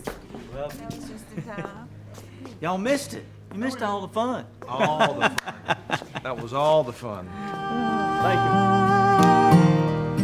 Through the storm, we'll be safe here inside each other's arms. Hearts like ours, TikTok, TikTok. strong and true. So in love, that's me and you. Tender words, sweet desire,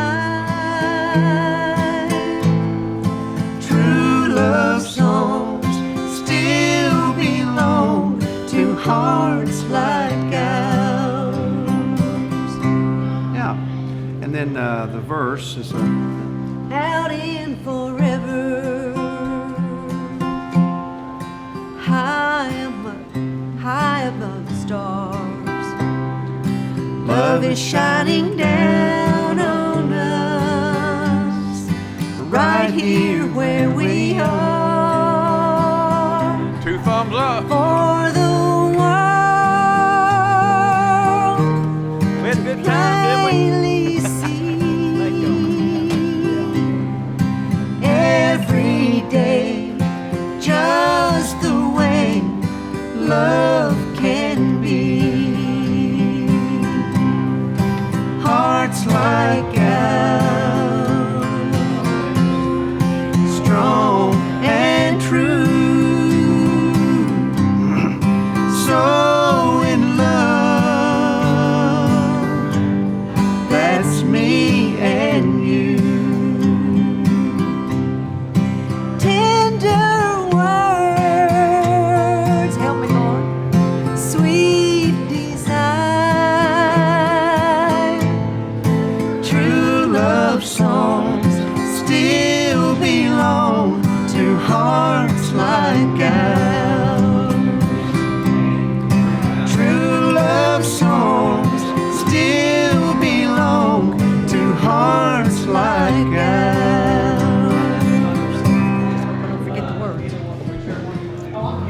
like the spray. Put it up in mine. Here, get out of here. Hey, don't waste that. Don't throw that. It was just water. He's throwing it in the trash can.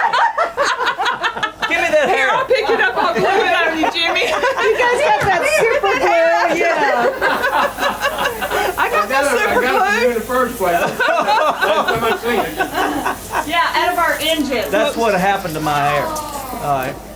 Hey, I did have some extra pieces left over after I worked on your bus. And hey, but it runs better without them. I had no problem with it. Pushed it a couple times, but other than that, So you took it out and it didn't run better than ever. Out of the line. I took it. I'm gonna start working on buses. I think so. Let's don't start with mine. Mine's had enough. Mine has had enough. Boy, they was holding for that guy to get it. I got there yesterday. Boy, I think you got something to show David. Boy, they're trying to get this guy. They gave me that grease all the way up to here. He's trying to show me this on his shoulder. It's all cracked. The glass is cracked. You go over and see it. And I looked at it till I was just absolutely. I said, what? Finally, I realized it was you in my engine. Hey, look at what she's doing here, buddy. What is going on? They're filming that. What in the world?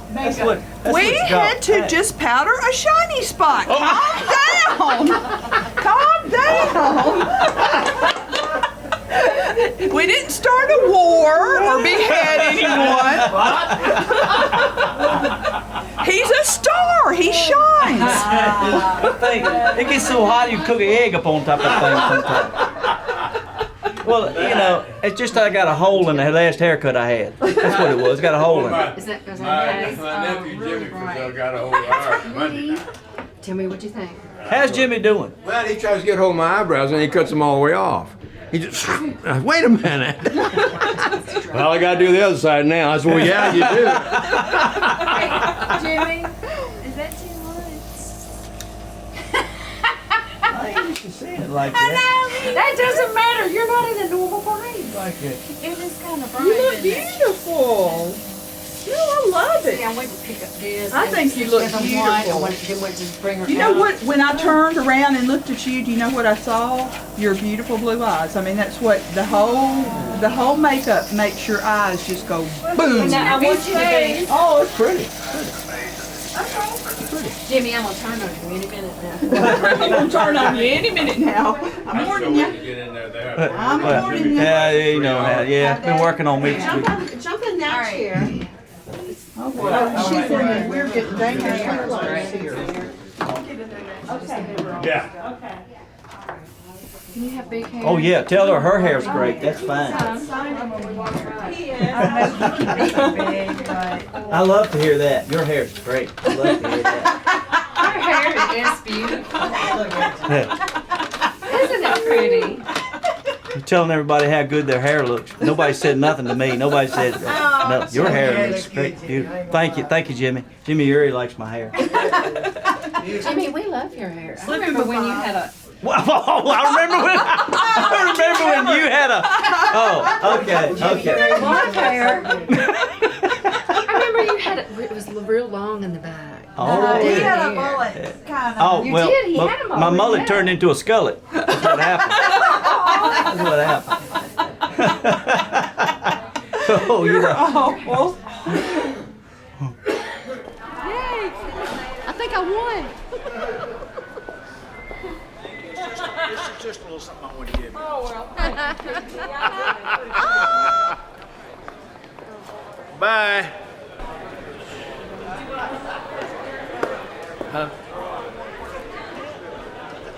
Not particularly.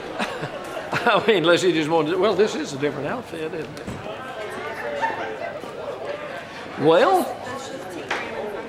Oh, okay. All right. Doesn't cost you any extra film. No. I'm going to go get my picture took. Bye. Can you stick this in your pocket? You know, I told you guys you would have loved Charlie. We used to go up to Center Hill Lake all the time, and there was We lived there. Really? Yeah, For we a used to- summer. Yeah, we had a house. Do you Where remember did you go? Hurricane Marina, Hurricane Yeah. Boat Dock, Is and that there were the those one we were at? several old The these one that old would sisters float that away? lived. Yes. Yeah, that and was there were ours. the old sisters that lived there and ran it. Well, we would go up, and they had these old. They were Corps of Engineers cabins for when they built it up there. That's where the workers lived. but then they became these rentals that you could go stay at. And we stayed there, and one night we heard this, this noise. We kind of get up and we look, and you could see this little silhouette in the moon running around the room. Oh. So Charlie decides he's going to set a trap. Oh. So the next night he sets out a big, like a pot. For the little amount? Yeah. Sets a big pot, fills it with water, and he leans a wooden spoon on it, puts a little piece of cheese on it. He's like, here's what'll happen. It'll run up the spoon, and the weight of it'll drop it in, and it'll drown. And you're like, are you sure? Awesome. Oh, great idea. So then we hear it. And we look, it has gone all the way around the pot, under the bed, around the other side of the room, up on the table, eating the potato chips. Awesome. So you didn't trap. sleep. You didn't sleep that night, did no, you? but I just thought it was funny. We had a one of them jet ski things. Yeah. And we'd go out and people would come up and we'd have parties up there, and writing stuff. Mhm. And this one guy came out, I can't remember his name. He was a big old boy Big guy, too. He was a really big guy. And everybody take their boat and they can't wait to get that. We take the boat out and then we partners just stop out there or something like that. And he jumped on this jet ski and it went underwater. The back. And it went underwater, but it kept going. All you could see was him. You couldn't see the jet ski. You just see him. Just like, and that's why I don't ride a jet ski. Those were two-seaters. And then he'd love to do the 360, I'd get and us then out I'd there, fly. boy. I'd get that thing. She'd just go flying. Every time. And I'd get in the back. Every time and every time. Oh, my God. And there goes Joe. Oh, yeah. We were younger. Lots younger. She just dive right and swim back. She's so good at it. That's so funny. Oh, my But God. we had more fun up We were probably up there at the same time. We used to really like to go with the change of the seats, the colors. Yeah. September, October, something like that. And unbelievable. Ready for us? Oh, yeah. Okay. Let's continue. Terry, did you finally meet Claire? You guys could have coffee here. No. I feel like we're old friends. We are. How are you, Good to Claire? meet you. I'm good. Welcome. Thank you. Jimmy Fortune has renamed her. Oh, He yeah. said, I've got a new name for Claire. I said, what is that? Aduti? Aduti Claire. I love it. I answer to I duty. And of course, Eddie just flopped still, and at the end of it, Tom, you're not a very good ventriloquist. Well, you couldn't see my lips move. No, we do, all the bandits. We'd get this big vote that I said, well, let's ask the person that counts. Eddie, what do you think of my act? And he'd jump down off Tom's knee. I think it stinks. So, I mean, it was a really cool bit, and people just came there to see the midget and Tom. But Tom started doing comedy down, and he was driving back and forth to Springfield, and his son Matt Gum is at the Clay Cooper show. Oh, okay. He's the comedian down there. Sure. And he does a great job, and he's just one of the funniest. He inherited all Tom's. Well, see, that was before they built the bridge across the new bridge across the Osage River. You crossed Bagnell Dam. I've seen that recently. I just saw it last night. Yeah, and of course, everything on the strip there was hopping places, and then, of course, Lee Mace had his place out there, and that was a big place. And then I can remember when you crossed the Grand Glaze Bridge, Temple Resort was on the left, Old Man Temple. He told me he bought that ground for $1 a foot. He bought, I forget how much highway footage he brought, $1 a foot. And I think it sold for $100,000 a foot. And then the Dam Ready Mix, the concrete place, and then the Church of the Nazarene. Those are the only three things before you got to Camdenton. The only three things. I lived in Lynn Creek. Yeah, I know. I lived Lynn just, Creek, sure. the old Lynn Creek Diner. Yeah. Oh, best $1.50 hot beef sandwich you can get. Yeah. Yeah, you lived right there, the Niangua, pretty close. Yeah, the very Niangua. close. Yeah. Oh, I've been all over that lake. I've been from Bagnell Dam to Truman Dam, and I fished bass tournaments for a lot of years, and I get in my boat and just take off. To do it. We're leaving Sunday to go down there. My family, folks, and probably about 10 of us were going down crappie fishing for a week. Oh, cool. Yeah. Cool. Islands in the street. I just heard. That is what you sing for me. No, are we doing this now? No.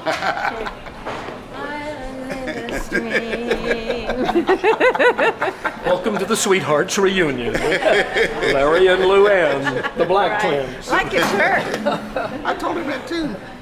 Good looking shirt. Will the Christmas and this be packaged together? Will they be separate? Probably not. Yeah, we really, I mean, the only thing we've decided to do is to do it. Yeah. And it was like one of those things, you're sitting in the office and going, Yeah. what the heck, let's do it. Yeah. I love the concept. I didn't think we had enough for a full day of Christmas. And I didn't think we had enough for a full day of Sweethearts. Yeah.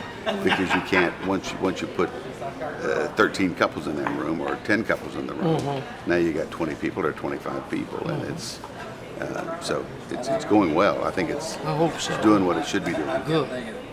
So, a lot of laughter in there. Yeah, I want more. Yeah, I know. I want either laughter or tears. Yeah, Give me that's one right. or the other. That's right. I don't That's care right. One which. or the other. That's it. So it's going well. It's going good. I meant to say when I don't know what maybe, I don't know what I'm going to say when I say it most of the time, but I was going to say when I went to sing my song, I didn't have anybody with me. I started to say, I had a wife one time, but her husband come got her. But I didn't say that. That's right. Listen, Jimmy was out here crying. I was in the control room crying. And I was like, I just wanted to run in here and hug him. Listen to you sing that song. We started out singing in the kitchen. Did you really? Yeah. Oh yeah, we always, that was our. me. I love it. Yeah. Oh God. She thinks it's funny. Fountain. It's so beautiful. Fountain of Jimmy tears. too. Jimmy, oh my God. That song. I love that song. It's a really special song. It is. It's so funny that we never thought that would ever be a song for us, but it's so fitting. It's so perfect. Yep. You did it again, What did I do? Made me cry. Not me. Made I was us just all playing cry. guitar. Let's go take another picture, baby. Okay, one more. See you guys. See ya. All right. That was wonderful. That was wonderful. I had a ball. Great shows.